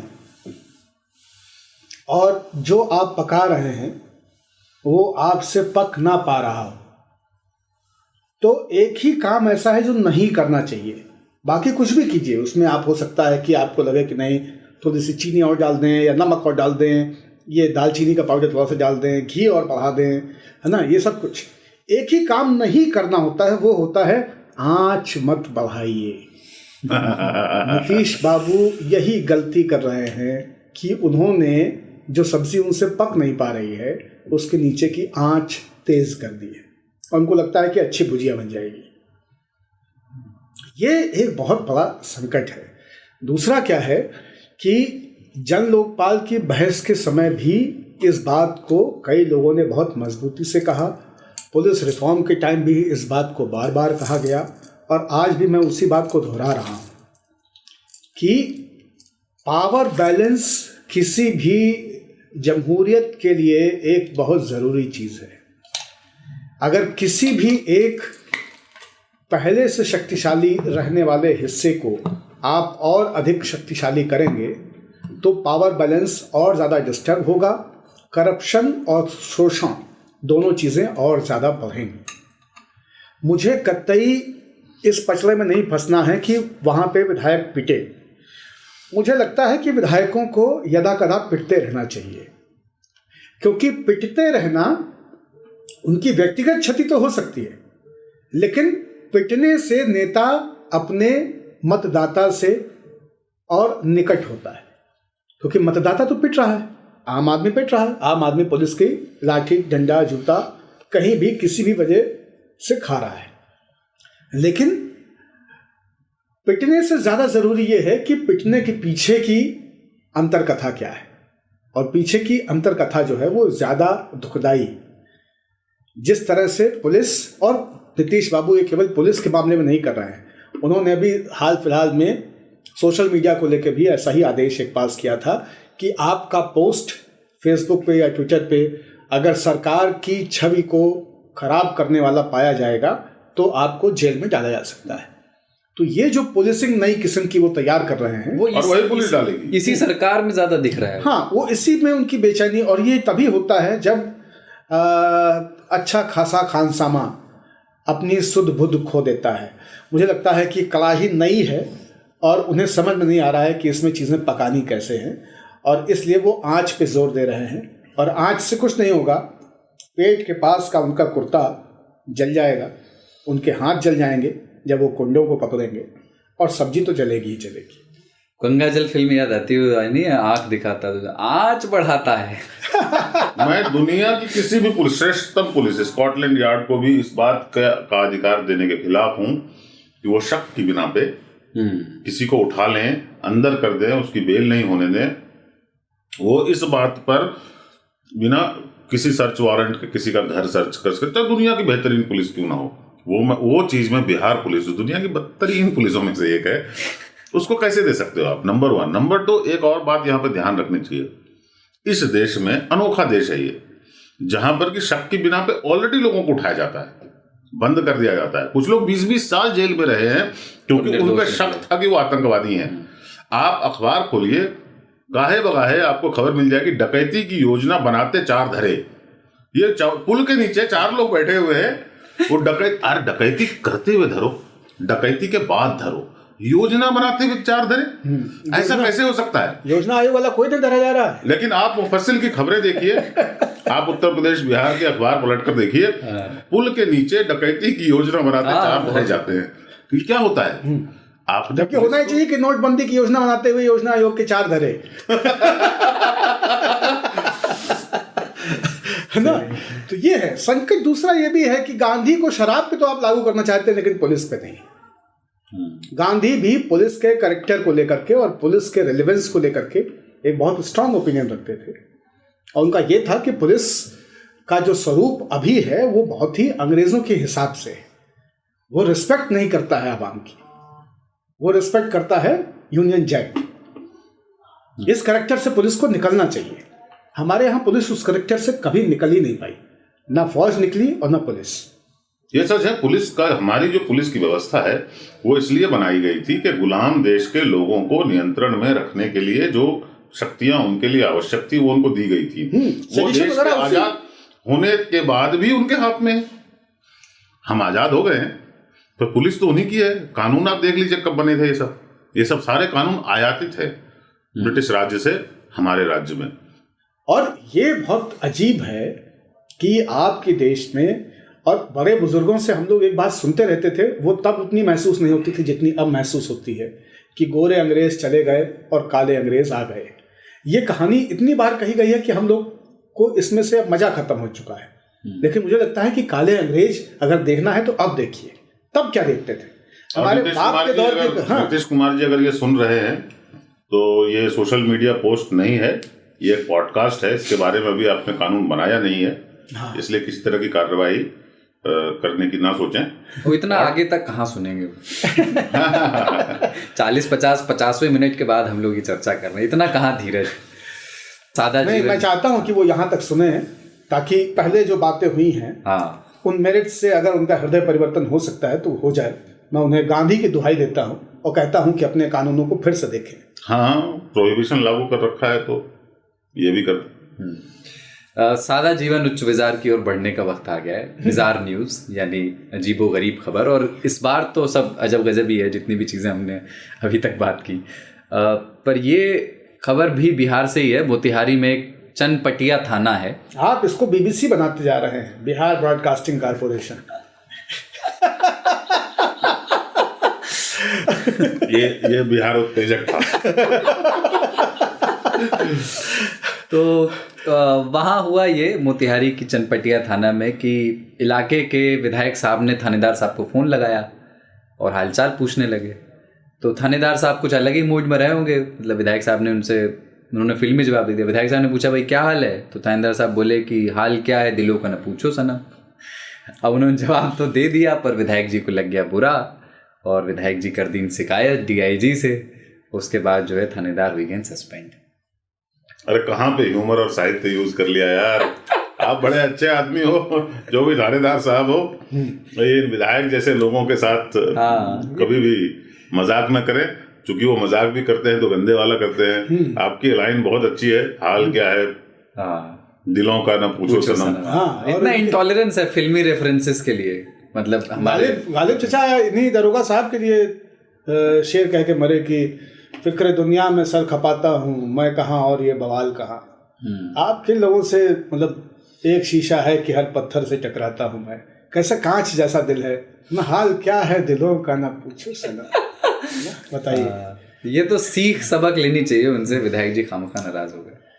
और मुस्कुराने वाला जिसको चाहिए था इसकी अगली लाइन पे वो खिसिया गया। आप ये देखिए ना कि ये कितना बुरा हुआ है ना। हाँ, विधायकों के साथ सबसे बड़ी समस्या है कि उनको चुटकुला आप नहीं सुना सकते। और वो सुनाए तो हंसना जरूरी है। ठीक है। और DIG साहब से मैं एक दरखास्त करूंगा कि भाई साहब आप किसकी साइड हो। आपके बंदे इतने अच्छे, इतनी अच्छी लाइन, फिल्मी गाना है पर एक गजल का हिस्सा है वो। नहीं, और आप फिल्मी लाइन को गोली मारिए। मैं तो ये कह रहा हूँ कि कितना सही समय पे इस्तेमाल है ना, कितने आशु कवि की तरह उन्होंने इस लाइन को दाग दिया। हाजिर जवाब। हाँ, ये वही DIG साहब अभी कुमार विश्वास को बुलवा करके मुशायरा करवाएंगे अपने हाथों, ठीक। अरे और उनका अपना आदमी। फिर कहते हो कि पुलिस वाले जो निष्ठुर होते हैं, बैल होते हैं, उनके दिल नहीं होता है। एक आदमी दिल की बात कर रहा है पुलिस महकमे में, एकदम उस तरह से है जैसे वो हनीफ की किताब है ना, the exploding mangoes. Mohammed Hanif की किताब है एक्सप्लोडिंग मैंगोज, पाकिस्तान के बारे में। BBC उर्दू के हेड हुआ करते थे और उनके नॉवेल्स बहुत खासे मशहूर रहे हैं, काफ़ी चर्चित उपन्यास रहा है ज़ियाउल हक की ज़िंदगी के बारे में। तो उसमें एक जगह पे मेरे ख्याल से शुरुआत के ही 10-12 वर्ष में ये एक संदर्भ मिलता है कि वो किसी पुलिस वाले के क्रिएटिव पॉइंट पे किसी फौजी की बात हो रही है और वहाँ पे वो कहते हैं कि आप पुलिस पे सारे इल्जाम लगा सकते हैं वर्दी पे, क्रिएटिविटी करने, लेकिन क्रिएटिव होने का इल्जाम नहीं लगा सकते। ये आरोप नहीं चलेगा। ये मोहम्मद हनीफ की किताब the case of exploding mangoes की बात कर रहे हैं। जी। ये इसका रिकमेंडेशन मान लीजिए एक तरह से। ये किताब जरूर पढ़ी जानी चाहिए और जिन्होंने नहीं पढ़ी है इसका हिंदी संस्करण भी शायद उपलब्ध है। मुझे नहीं लगता कि मेरी जानकारी नहीं है। हम लोगों ने अंग्रेजी पढ़ा था और अंग्रेजी में बहुत रस है। और मोहम्मद हनीफ बहुत जबरदस्त किस्म के राइटर हैं। वो पंजाबी में तो बहुत गजब बोलते हैं। बीबीसी उनका एक रैंट सा है। उर्दू सर्विस के हेड रहे हैं और वो बोलते हैं साउथ एशिया में उर्दू सर्विस बड़ी जबर रही है। बेहतरीन किताब है। उस किताब को पढ़ने के बाद मुझे मेरे अंदर लेखक बनने की इच्छा हुई थी। बाकी बहुत सारे किताब पढ़ के मैं ओतप्रोत हो जाता था कि बहुत अच्छा लिखा है, हम नहीं लिख सकते। लेकिन देखिए ताऊ को संदर्भ याद था जिसका मैं जिक्र कर रहा था। क्रिएटिव होने का आरोप नहीं लगा सकते। वो किताब बहुत अच्छी है, केस ऑफ एक्सप्लोडिंग मैंगोज। ये ज़ियाउल हक की मृत्यु से संबंधित है। कुछ फैक्ट है, कुछ फिक्शन है। फैक्शन एक करके विधा होती है जिसमें फैक्ट से फिक्शन बना लिया जाता है उसमें। खैर, तो ये मुझे लगता है कि ये जो क्रिएटिव होने का आरोप नहीं लगाना चाहिए, उन्होंने इस धारा को तोड़ने की कोशिश की है। हम लोग बार बार ये कहते हैं कि मूलमती होते हैं पुलिस वालों को, संगीत से क्या, साहित्य से क्या, सिनेमा से क्या। एक वो लॉकडाउन में वीडियो आया था, देखा था आपने? मध्य प्रदेश या वहाँ के किसी एक पुलिस वाले का था। हाँ, वो एक CRPF के जवान का भी था। बुलाते हुए लोगों को जो नहीं टहल रहे हैं जब लॉकडाउन है, तो वो कह रहे अरे ये देखो 2 नादान परिंदे कहाँ चले नादान परिंदे। काफी रचनात्मक तरीके से वो लोगों को बुला के टोक रहा है, घर भेज रहा है, उठक बैठक भी लगवा रहा है। बहुत वीडियो वायरल हुआ। इंदौर में मेरे ख्याल से एक ट्रैफिक पुलिस वाला है जो माइकल जैक्सन और प्रभुदेवा के नृत्य नृत्य करते हुए ट्रैफिक को कंट्रोल करता है। शायर भी है, यूपी पुलिस में बहुत सारे अधिकारी, आईपीएस अधिकारी शायर हैं, बड़े अच्छे शायर हैं। उनकी किताबें आती रही हैं। एक तो यूपी पुलिस के आईजी साहब थे जो कि कृष्ण प्रेम में राधा हो गए थे। तो इस तरह के बहुत सारे किस्से। मुझे लगता है कि पुलिस को, आईजी साहब अगर आप इसे सुने तो पुलिस को अपने रचनाधर्मी और सृजनशील इस तरह के जो हमारे विचित्र वीर हैं पुलिस में, उनको प्रोत्साहित करना चाहिए, उन्हें बचाना चाहिए ना, क्योंकि उनके लिए वसीम बरेलवी एक शेर लिख गए। पिछली बार हम लोग रिजवी की बात कर रहे थे, इस बार बरेलवी को मैं ले ही आता हूँ, है ना, कि मैं कतरा हो के भी तूफान से जंग लेता हूँ, मुझे बचाना समंदर की जिम्मेदारी है। तो डीआईजी साहब रहम करो, गदर न काटो। ठीक है। और डीआईजी साहब को जब बात बात में जी जनाब पसंद है तो कभी कभी हाजिर जवाब होना भी पसंद हो जाना चाहिए। ठीक है, एक छोटा सा ब्रेक 3 ताल में और उस पार फुर्सत से बनारस पर बार। क्या बात है।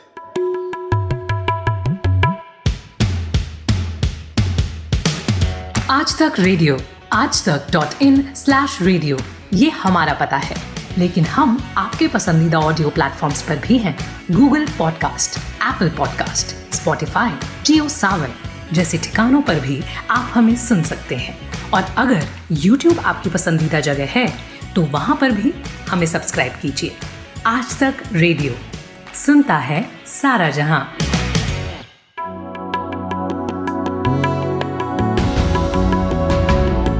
3 ताल में फिर से स्वागत। 3 ताल सुनने वाले Apple podcast, Google podcast, Spotify, Castbox, Jio Saavn, ये सारे जो ऑडियो प्लेटफॉर्म्स हैं वहाँ पर भी हमें सुन सकते हैं। और अगर आप चाहें तो वहाँ पर न सिर्फ 3 ताल आप सर्च कर सकते हैं, बल्कि आज तक रेडियो लिख करके भी अगर सर्च करेंगे तो आप हमारे सारे पॉडकास्ट तक पहुँच जाएंगे और आप उन सबको जो भी आपको ठीक लगे उनमें से सब्सक्राइब कर सकते हैं। न्योता वाले श्रोता में आज की चिट्ठी बनारस से आई है, अनूप कुमार ने लिखी है और वो लिखते हैं कि नमस्कार, मैं अनूप कुमार, पूरा नाम नहीं बता रहा क्योंकि किसी खांचे में बंधना पसंद नहीं, इस पे भी बात करनी है बाबा। बनारस का रहने वाला हूँ, 80 घाट पे घर है मेरा। 3 ताल के सारे एपिसोड सुन लिए हैं। इतना आनंद आता है सुनने में कि अल्फाज नहीं हैं बयान करने के लिए। बाबा मुझे बहुत पसंद हैं, लेकिन इसका ये मतलब बिल्कुल भी नहीं कि मुझे सरदार और ताऊ नापसंद हैं। बाबा ज़रा ज़्यादा अपने से लगते हैं क्योंकि 2 सालों से मुझसे भी बनारस वैसे ही छूट गया है जैसे बाबा से छूटा था। संप्रति में दिल्ली सरकार के स्कूल में इतिहास का व्याख्याता हूँ, पढ़ाते हैं साहब। 3 ताल में मेरे सबसे पसंदीदा भाग वो होता है जब बाबा कहीं ना कहीं से ढूंढ के हमारे प्यारे शहर बनारस का जिक्र ले आते हैं। बाबा रायबरेली के रहने वाले ज़रूर हो सकते हैं, लेकिन मेरी नज़रों में वो किसी फक्कड़ असली बनारसी से कहीं ज़्यादा बनारसी हैं। बाबा आपको मेरा ढेर सारा प्यार। उम्मीद करता हूँ कि हम कभी बनारस में मिलें। मेरा सवाल ज़ाहिराना तौर से बाबा से ये है कि कम से कम 5 ऐसी बातें आप बनारस के बारे में बताएं जो इस शहर को अलौकिक बनाती हैं, और ज़्यादा बता देंगे तो और भी कृपा होगी। आपकी नज़र से बनारस को देखना बड़ा अच्छा लगता है। बहुत बहुत शुक्रिया। कार्यक्रम बहुत शानदार है, बड़ी बेसब्री से इसके नए अंक का इंतज़ार रहता है। एक काम आपने बहुत अच्छा किया कि इसका समय शनिवार का कर दिया। ये सारे सुनते हैं और ये बिल्कुल अपडेटेड हैं। वरना हफ्ते के 5 दिन तमाम तरह के ऑडियो पॉडकास्ट सुनते सुनते चले जाते हैं। शनिवार और रविवार 2 ऐसे दिन हैं जिस दिन थोड़ा मैं खलिहर रहता हूँ। तो और अंत में जय हो जय हो जय हो। क्या बात है। तो एक संक्षिप्त पर्सनलाइज जवाब पहले आप दे दीजिए, फिर उन्होंने जो 2 विषय, एक टाइटल वाला और तो फिर बनारस। सबसे पहली चीज़ तो ये है कि जब मुझे कोई बताता है कि मैं बनारस से हूँ तो मैं हाथ नहीं मिलाता हूँ, फिर मैं गले भी मिलता हूँ। लेकिन सोशल डिस्टेंसिंग का समय है और हम पॉडकास्ट पे हैं। अनूप भाई कभी भी मिलेंगे तो गले जरूर मिलेंगे। हाँ, बहुत आत्मीयता से उन्होंने लिखा है, बहुत उससे प्रेम तो से लिखा है। दूसरी बात ये है कि बनारस की 5 खूबियाँ क्या। बनारस की खूबियों में उपन्यास कम पाल सकते हैं, इतनी खूबियाँ हैं बनारस की। लेकिन आप बार बार शहर की खूबी की बात कर रहे हैं और मैं बार बार बनारस की खूबी पे पहुंच जा रहा हूं। मुझे लगता है कि बनारस शहर की खूबी से पहले बनारस खुद एक खूबी है। बनारस एक स्टेट ऑफ माइंड है, एक मन स्थिति है जिसे बनारस कहते हैं। शहर में पैदा हुए ऐसे लाखों लोग हैं जो बनारसी नहीं हैं, इसलिए बनारस उनमें नहीं है, वो बनारस को नहीं जानते। बनारस शुद्ध रूप से एक मन स्थिति है और बनारस जिस मन स्थिति का नाम है उसको जयशंकर प्रसाद की एक छोटी सी कहानी है गुंडा, उसे पढ़ेंगे तो आपको ज़्यादा आनंद आएगा। ये भी एक रिकमेंडेशन हो गया, ज़्यादा समझ में आएगा कि बनारस का मतलब वो गुंडा है जो बनारस में है। दूसरी चीज़ जो है कि बनारस एक मनस्थिति के बाद दूसरी जो महत्वपूर्ण चीज़ है जिसके लिए मैं बनारस को जानता है पसंद करता हूँ, वो है बनारस एक सभ्यता है। बनारस शहर होने से पहले भी एक सभ्यता है। शहरों का इतिहास होता है, सभ्यताएं शहरों को बनाती हैं। बनारस की भी एक सभ्यता है जो कि गंगा और वरुणा के बीच में कुछ परिघटनाओं के साथ विकसित हुई है और उसमें निरंतर अनवरत परिवर्तन हुए हैं। डोमो के समय से लेके और मणिकर्णिका के दाह से जो कहानी शुरू होती है, धीरे धीरे वहाँ पे हिंदू प्रभावी होते हैं, वहाँ पे बाकी पूजा पाठ शुरू होता है, बाकी देवताओं और देवियों के संदर्भ वहाँ पे आते हैं। फिर वहाँ पहुँचते हैं बुद्ध, गया से लिया हुआ ज्ञान सारनाथ में बैठ के बांटते हैं। धीरे धीरे वो मेन चैनल बन जाता है जहाँ से कि लाहौर और ईरान और अफ़गानिस्तान जोड़ते हैं कलकत्ता और ढाका से। उसके रास्ते में वो नदी घाटी का शहर मुगल सराय को पैदा करता है और बहुत सारा एक्सचेंज आप वहाँ से देखते हैं। खुसरो वहाँ पहुँचते हैं, रहीम रस खान वहाँ पहुँचते हैं, गालिब वहाँ टहलने जाते हैं, कबीर घूम के आते हैं, कबीर उस मिट्टी में पैदा होते हैं और तुलसी उस मिट्टी में पैदा होते हैं।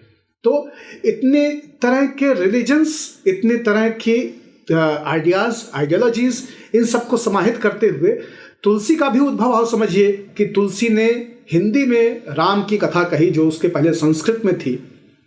पंडितों ने तुलसी को मन भर मारा और उनका हाथ तोड़ दिया केवल इसलिए कि अब ये कथा हिंदी में दलित शूद्र भी सुनेंगे, ये तुमने कितना बड़ा अधर्म का काम कर दिया है।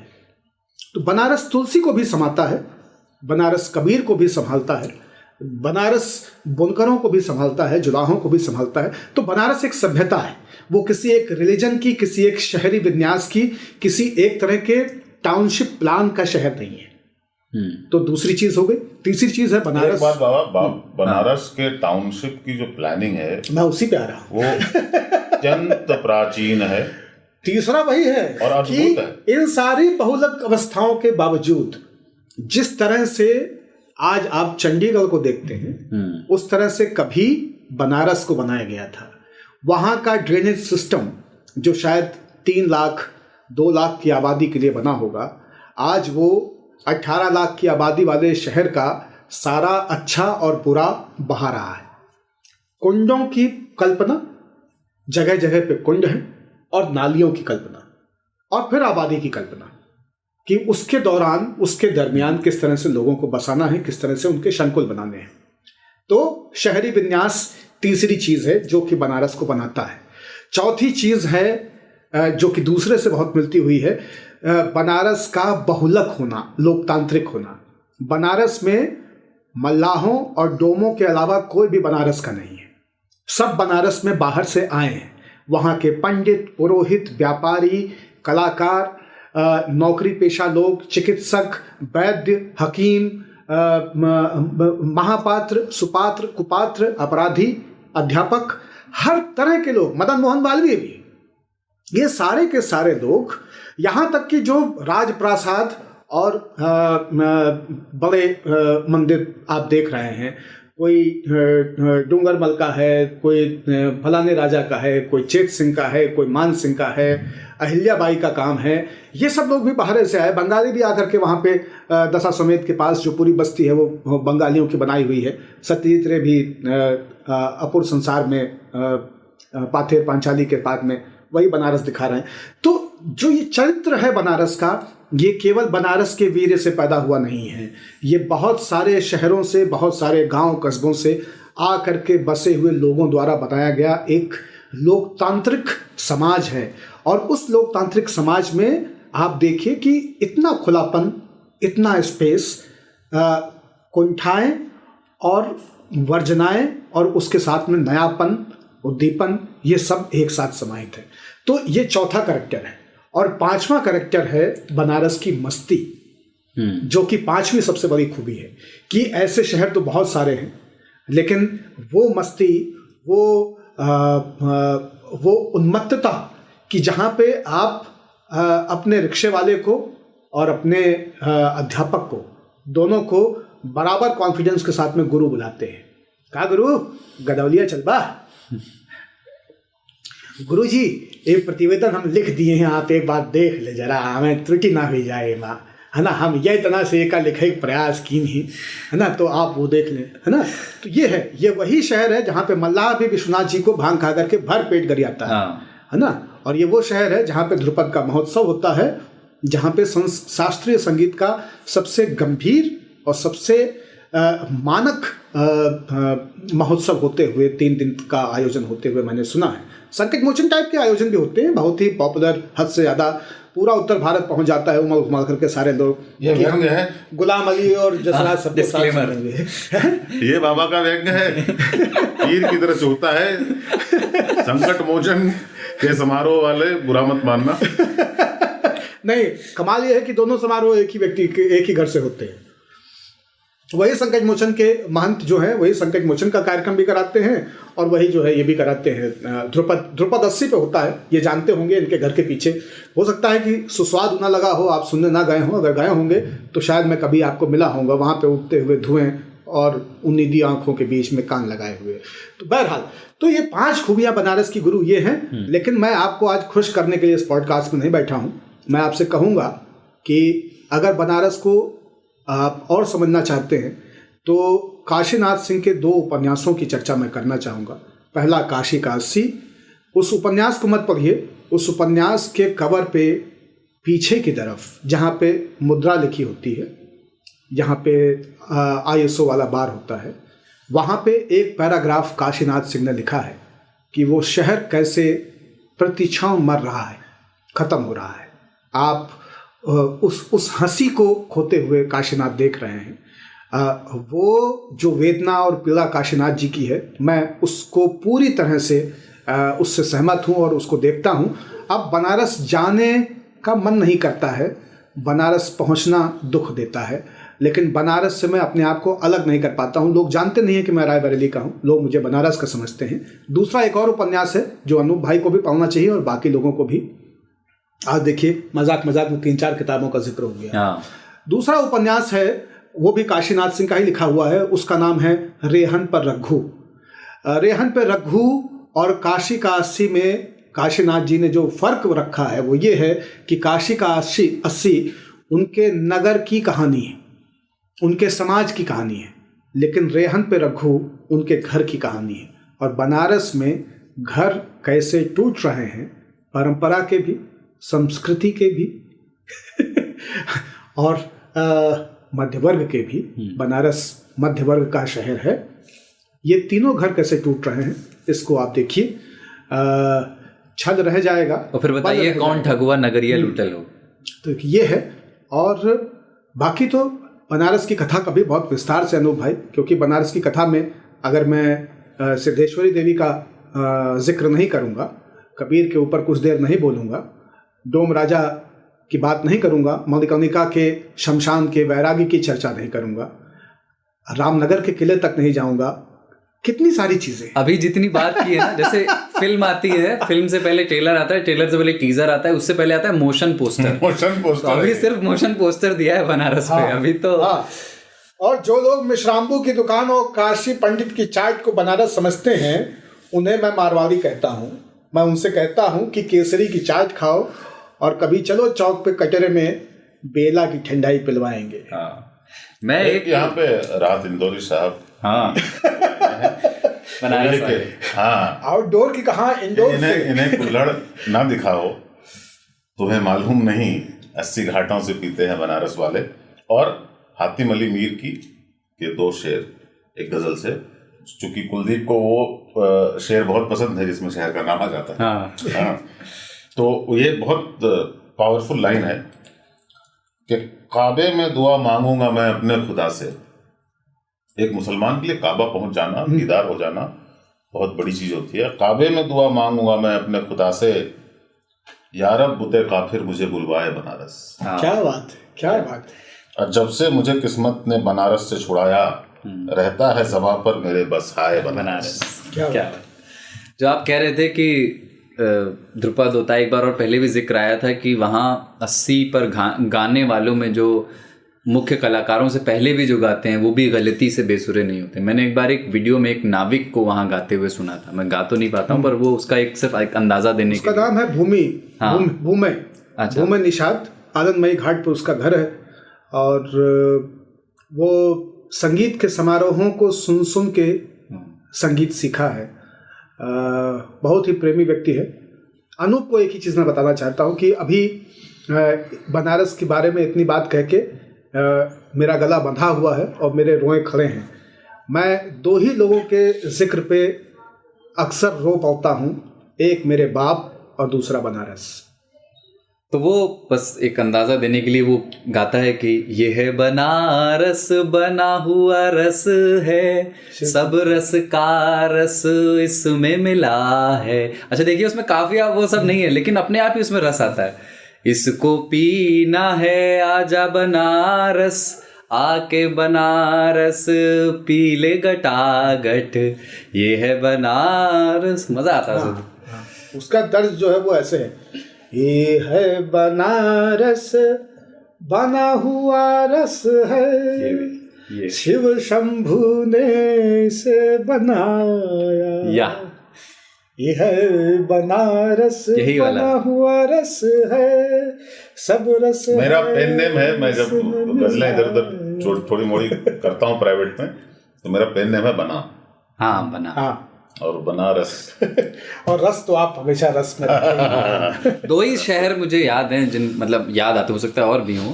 एक हाथरस है जिसमें रस लगा है और एक बनारस है। 2 ही शहर हैं। हाँ, हाथ से बनाया हुआ रस जो है ना उसमें बैक्टीरिया बहुत जल्दी होता है। हाँ इसीलिए जो बना हुआ है नेचुरल, जो बना हुआ है नेचुरली वही रस ऑथेंटिक है। वो एक बनारस का नाम वरुणा से आता है।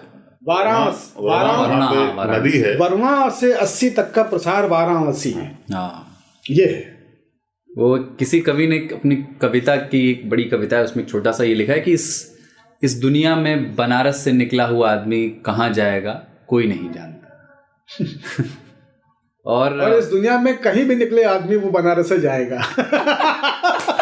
हाँ ये जो है हम बचपन से सुनते आए हैं। हाँ। कि अब तो क्या मोक्ष तो वही है। हाँ एक ही बात है अनूप भाई जो कि ठप्पे की तरह लिख के आप रख लीजिए कि काशी केन मियते।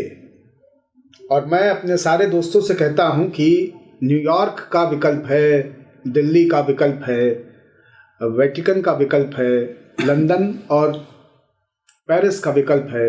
ऐसे शहर बनाए जा सकते हैं।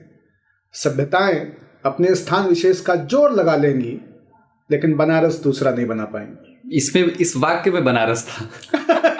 एक दूसरी बात है, बनारस को कोई जापानी शहर है क्योतो, वैसा बनाने की बात हुई थी। तो कभी मुंबई को शंघाई, कभी कलकत्ता को लंदन, ये सब लोग कहते हैं तो लगता है कि एक एस्पिरेशनल चीज है कि मुंबई जो है वो शंघाई बन जाएगा, कलकत्ता लंदन बन जाएगा। जब ये बात हुई कि बनारस क्योतो बन जाएगा तो मुझे भी आश्चर्य होगा कि क्यों। हाँ क्यों बनेगा बनारस कुछ भी। क्यों तो जरूर क्योतो को बनारस बन जाना चाहिए। क्या बन जाएगा और क्या बनेगा। एक केदारनाथ सिंह की कविता है, वो मतलब वो शायद पढ़ी भी उन्होंने, उसका एक हिस्सा बहुत पसंद है मुझे कि जो बात आप कह रहे हैं ना क्यों तो नहीं बनने वाली बात, कि इस शहर में धूल धीरे धीरे उड़ती है, धीरे धीरे चलते हैं लोग, धीरे धीरे बजते हैं घंटे, शाम धीरे धीरे होती है। यह धीरे धीरे होना, धीरे धीरे होने की सामूहिक लय दृढ़ता से बांधे है समूचे शहर को, इस तरह से कि कुछ भी गिरता नहीं है, कि हिलता नहीं है कुछ भी, कि जो चीज़ जहाँ थी वहीं पर रखी है, कि गंगा वहीं है, कि वहीं पर बंधी है नाव, कि वहीं पर रखी है तुलसीदास की खड़ाऊं सैकड़ों बरसों से। कभी सही सांझ बिना किसी सूचना के घुस जाओ इस शहर में, कभी आरती के आलोक में इसे अचानक देखो। अद्भुत है इसकी बनावट, यह आधा जल में है, आधा मंत्र में, आधा फूल में है, आधा शव में, आधा नींद में है, आधा शंख में। अगर ध्यान से देखो तो यह आधा है और आधा नहीं भी है। एक होते एक फ्रेज है सुबह बनारस। हाँ, कि वहाँ की सुबह और शाम में अवध। और शाम में अवध। इसमें मैंने एक चीज देखी है, अगर आप सुबह बनारस में चलो 80 की स्पीड में, 90 की स्पीड में, तो शाम में अवध होता है। गारंटी के साथ कह रहा हूं मैं। नहीं, सही में अगर आप रोड के नियमों का पालन करते हुए सुबह बनारस करो तो शाम में अवध होगा। अब ज्यादा स्पीड में चलोगे तो थोड़े पहले पहुंच जाओगे। anyway. लेकिन ये एक चीज कि ये जो बनारस को लेके एक जो चीज है और जो यहाँ से बड़ी आकर्षित करती है पर कई बार वहाँ मुश्किल पैदा करती है कि उसको ठगों की नगरी कहा गया है। जैसे वो एक है भी, एक नज़ीर बनारसी ने लिखा भी है कि ऐसा भी है बाजार बनारस की गली में, बिक जाएं खरीदार बनारस की गली में, होशियारी से रहना नहीं आता जिन्हें इस पार, हो जाते हैं उस पार बनारस की गली में, और दुकान पे रुकिएगा तो फिर आपके पीछे लग जाएंगे 2-4 बनारस की गली में। ये ऐसी छवि जो है बनारस की, सही है या? बिल्कुल सही है। सब धार्मिक नगरों की ये कहानी है। क्योंकि ये शेयर्ड एक्सप्रेशन है जो कि गया, मदुरई, बनारस, इन सब की साझी विरासत है। उज्जैन, नासिक, गया, मदुरई, बनारस, ये सारे शहर एक जैसे हैं इस मामले में। तो ये संक्रमण होता ही है। अध्यात्म के लिए आए हो तो फिर दुनियावी चीजें क्यों रखनी, कोई ना कोई तो वो हमें दे दो। जब आए ही मुक्ति के लिए हो तो फिर मुक्त हो ना। हाँ, धार्मिक अनुष्ठान जहाँ जहाँ है वहाँ तो। ये बनारस में एक और बात है, जो लोग बनारस इस चर्चा को सुनकर बनारस जाने का प्लान कर रहे हैं, गूगल मैप का भरोसा बिल्कुल ना करें। वो हाईवे से आपको ऐसी गली में ले जाएगा जो गली बेहद संकरी होगी बनारस की गली की तरह, और आप मुसीबत में फंस जाएंगे। छोटी गेंदी बड़ी गेंदी में। कृपया सड़क चौड़ी हो तभी उसमें एंटर करें। बनारस का, लेकिन जैसे इन्होंने 5 चीजें पूछी थी, वो आपने बता दी, वो चीजें बता दी जो अलौकिक बनाती है। वो संक्षेप में मान लीजिए, जाते रहते डेजर्ट के तौर पे 5 खाने की चीजें बढ़िया वहां जो मिलती हैं, संक्षेप। ये मतलब ये बनारस लघुत्तरीय प्रश्न। ये बाबा के ऊपर सबसे बड़ी जिम्मेदारी डाली है। खाना बनारस दोनों पूछ लिया, बोला लघुत्तरीय है। बनारस की सबसे पहली आश्चर्यजनक चीज ये है कि बनारस में खाने का कोई कल्चर ही नहीं है। यानी कि ये जो थाली कल्चर है ना, इसकी बनारस में कोई जगह नहीं है। बनारस नाश्ते का शहर है। तो अगर आप बनारस में किसी दिन थाली खोजने लगेंगे तो आपको कोई पंजाबी ढाबा, है ना, या कोई मारवाड़ी धर्मशाला या इस तरह की जगहों पे जाना पड़ेगा और आप बहुत दुखी होंगे, या फिर अन्य क्षेत्र की खिचड़ी के सहारे आपको अपना दिन काटना पड़ेगा। बनारस लेकिन नाश्तों का शहर है ना, सिटी ऑफ स्नैक्स। सुबह बनारस के लिए भी ये भी महत्वपूर्ण है। कचौड़ियाँ, खस्ते, छेने, बाज किस्म के, दूध की मिठाइयाँ, जितनी भी तरह की ठंडाई अपने आप में एक अलौकिक चीज़ है। और ख़ास करके अगर घरों की बनी हुई ठंडाई जिसमें कि एक बूंद, एक कतरा दूध नहीं डाला जाता है, लेकिन वो सफ़ेद गाढ़ी पिलछां होती हैं, है ना, हल्की सी केसर की आभा लिए हुए, तो वो और भी अद्वितीय है। इसके अलावा जितने भी तरह की हमारे अपनी भारतीय संस्कृति की चीज़ें वहाँ पहुँची या बाहर से आई, आपको इसी 80 घाट पे जो वुड फायर ओवन होते हैं उसमें बने हुए बहुत शानदार पिज़्ज़ा मिलेंगे, जो आपको बहुत पिज़्ज़ा के माहिरीन दिल्ली में नहीं खिला सकते हैं, वो आपको 80 पे मिल जाएगा। आपको विश्वनाथ गली में ऑथेंटिक पास्ता मिलेगा, शानदार बेक्स मिलेंगे जो कि आपको और बाज शहरों में नहीं मिलेंगे। इडली सांभर की टालें हैं वहाँ पे, टाल। और टाल जब मैं कहता हूँ तो वो होता है थोक के भाव चीज़ें बनाने का, कि एक एक बार में 100-100, 150-100 इडली की घानी उतर रही है और पेलम पेल बिक रही है। एक हाथा खत्म होने से पहले दूसरा हाथा भर जा रहा है, वो स्थिति है। डोसा के वहाँ पे कारीगर है। मिठाइयों पे अप्रोप्रिएशन बनारस का अद्वितीय है। उनमें सबसे बेहतरीन जिन मिठाइयों का जिक्र होता है, लौंग लता है उसमें एक, लेकिन लौंग लता की जो चौहद्दी है वो केवल बनारस की नहीं है, उसके बाहर की भी है। एक मिठाई बहुत कमाल की है, खीर कदम।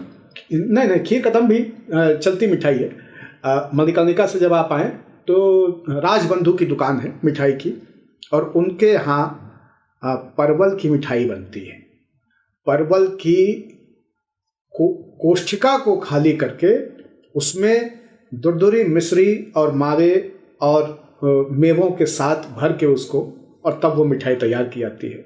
वो अद्वितीय है, अलौकिक है। लेकिन इन सब का बाप जिसे आप दिल्ली में कहते हैं दौलत की चाट, ना उसके पास दौलत है और ना कोई चाट है ना, वो एकदम चाट चीज़ है। बनारस में ये दावा है कि ये उनके द्वारा पैदा किया हुआ है। बाय द वे बनारस में बहुत सारी चीज़ें पैदा हुई हैं, लेकिन बनारस में बहुत सारी चीज़ें ऐसी भी हैं जो बनारस में पैदा नहीं हुई हैं। और ये बात मैं केवल लोगों के लिए नहीं कह रहा हूँ, ये बनारसी पान, मिठाइयों, इन सब के लिए भी कह रहा हूँ। मलइयों के लिए भी कहा जाता है कि बनारस में पैदा हुआ। बनारस का पान, उसमें बनारस का कुछ भी नहीं है सिवाय लगाने की शैली, उसको बरतने की शैली के अलावा। इसके ऊपर भी मैं एक बार चर्चा कर चुका हूँ। तम्बाकू कहीं और की है, पत्ता कहीं और का है, सुपारी कहीं और की है, कत्था कहीं और का है, बिल्कुल बनारस जैसा, बिल्कुल बनारस जैसा है। लेकिन उसको बरतना, उस तम्बाकू को, सादी पत्ती को रात भर बाल्टी में भिगो के कपोछन करके उसका 70 से 85% तक निकोटीन खत्म करके फेंक के नालियों में, और फिर उसको तमाम तरह के स्पाइसेस से मैच्योर किया जाता है। तो इतनी सारी चीज़ें हैं। मतलब बनारस के बारे में पॉडकास्ट पे बात करना और लोगों को समझाने की कोशिश करना मेरे ख्याल से समंदर में खारा पानी पीने जैसा है। जितना पीते जाएंगे उतनी ही प्यास और बढ़ती जाएगी। आपने बनारस और खाने की बात की। बाबा ने कहा कि नाश्ते का शहर है, नाश्ता किया जाता है, खाया तो पान जाता है। नहीं, खाया खाना जाता है, पान जमाया जाता है बनारस में। जय हो। 80 घाट पे गद्दार सम्मेलन होता था हास्य का और होली का, और जिसमें चकाचक बनारसी वगैरह बाज किस्म के कविता ऐसे सुनाते थे जिससे कि सत्ता तक की कुर्सी हिल जाती थी। उस पे पहला तुषारापात हुआ सन 2000 में या 99 में। रोमेश भंडारी तब राज्यपाल थे और वो बोले कि मैं भी ये हास्य सम्मेलन को सुनना चाहता हूँ। उनको सबने कहा कि आप ना सुने, लेकिन वो हठी थे और गोल्फ खेलते थे। उनको लगा कि नहीं, मैं राज्यपाल होने के नाते क्यों नहीं सुन सकता। उन्होंने सोफ़ा लगवाया, बैठ के सुना, और उनकी कवियों ने इतनी विधिवत तरीके से ले ली थी कि उसके बाद वो प्रतिबंधित हो गया। अगले साल मर गए चकाचक बनारसी, और उसके अगले साल मर गए काशी नरेश सन 2000 में, मेरे ख्याल से 25 दिसंबर के आसपास। मैं उनकी अंत्येष्टि में, उनकी अंतिम यात्रा में शामिल था, कंधा देने वालों में। तो इस तरह से 3 साल जब वो खंडित रहा तो फिर वो खंडिता हो गया। अब वो लोग चुल्लू टाइप के कुछ कवि एने ओने कोने में खड़े होकर के कुछ कवि सम्मेलन करते हैं, लेकिन उनमें वो धार नहीं रही। मतलब बनारस में नंगे होना दिव्य नंगे होना है ना। क्योंकि बनारस में जब लोग रेत के उस पार हगने जाते हैं ना, तो उसको कहते हैं कि दिव्य निपटान से लौटे हैं, है ना। वो दिव्यता गायब हो गई है। चलिए, तो 3 ताल का ये एपिसोड यहीं तक है। और आज तक रेडियो पर सिर्फ 3 ताल ही नहीं आता है, बहुत सारे और भी पॉडकास्ट हैं। एक डिस्क्लेमर वाली लाइन बता दूं। हाँ, बनारस की सबसे फर्जी और सबसे नई चीज गंगा आरती है, और हाल फिलहाल में शुरू हुई है, और उसमें खुजली अगर नखून के साथ हो, वो वाली स्थिति हो गई है। जो नई फ्लड लाइट्स लगाई गई हैं बनारस के घाटों पे, हाई फ्लड लाइट्स में, जो कि क्रिकेट के मैदान की बत्तियां हैं, जो शहर का एक सिपिया टोन आता था, एक पिलछों दियों वाला, घंटियों वाला किनारा गंगा का, दक्षिणायनी गंगा का, वो उसमें खो गया है। प्रकाश इतना ज़्यादा है कि आंखें चुंधिया गई हैं और सौंदर्य खो गया है।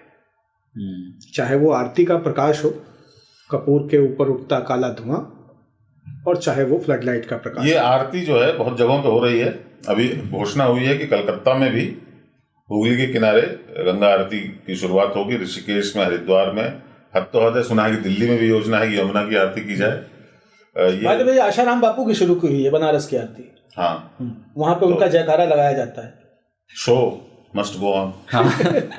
हाँ, तो इस तरह के ऑथेंटिक जानकारी, मतलब इसके लिए 3 ताल तो सुने ही, और इसके अलावा आप आज तक रेडियो पर हर सुबह आज का दिन सुन सकते हैं। शाम को दिन भर आता है, जिसमें दोनों ही जो हमारे डेली पॉडकास्ट हैं उसमें ज़रूरी खबरें सही कॉन्टेक्स्ट के साथ होती हैं।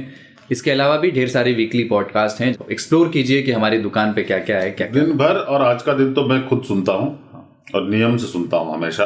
मेरे दिन की शुरुआत उससे होती है, आज का दिन से। और दिन भर से मेरे दिन को एक तरह से मैं विराम देता हूँ।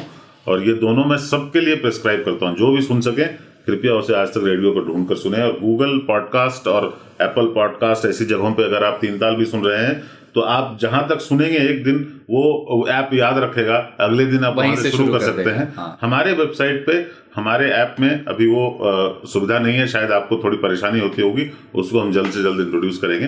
ठीक है, तो आप सब्सक्राइब भी कर सकते हैं वहां पर, और रेटिंग का ऑप्शन होता है एप्पल पॉडकास्ट पर। और अगर आप बनारस में हैं तो 8:30 बजे, क्योंकि 9 बजे ख़त्म हो जाती है, ठंडाई जमा लें और उसके बाद में लें 50 ग्राम मलाई या रबड़ी, उसको खींचें लकड़ी के चम्मच से भीगे उसाए हुए कुल्हड़ में, और तदोपरांत घर आकर के एक पान जमाइए और 9 बजे 3 ताल का पॉडकास्ट शुरू कर दीजिए। सही। और बनारसी पान की कसम 5 स्टार रेटिंग जो है आपको तीनों जगह जहाँ भी सुनते हैं आप किसी दूसरे ऐप पर, वहाँ पे 5 स्टार की रेटिंग दे दें। उससे क्या होगा, बाकी और लोगों को भी ये एक तरह से मिलेगा और ये फैलेगा ज़्यादा लोगों में। हम आप ही क्यों बर्दाश्त करें हमें। ठीक बात। तो अगले हफ्ते फिर मिलते हैं। ताऊ, बाबा और सरदार की ओर से बस यही बात कि होली बढ़िया से मनाइए, बम्पर होली मनाइए, पर कोविड गाइडलाइंस का ध्यान रखते हुए। वो कैसे मना सकते हैं, 3 ताल का पिछला एपिसोड सुन लीजिए, उसके लिए पता लग जाए। नमस्कार, जय हो। जय हो। अबीर से बचें और पिचकारी से रचें।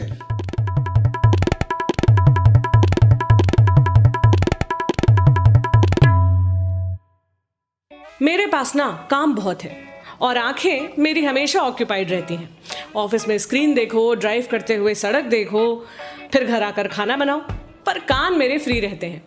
इन कान से भी मैं बहुत काम करती हूँ, मास्क टिकाती हूँ, चश्मा लगाती हूँ और सुनती हूँ आज तक रेडियो, क्योंकि पॉडकास्ट की बात ही अलग है। आप भी सुनकर देखो आज तक रेडियो, सुनता है सारा जहां।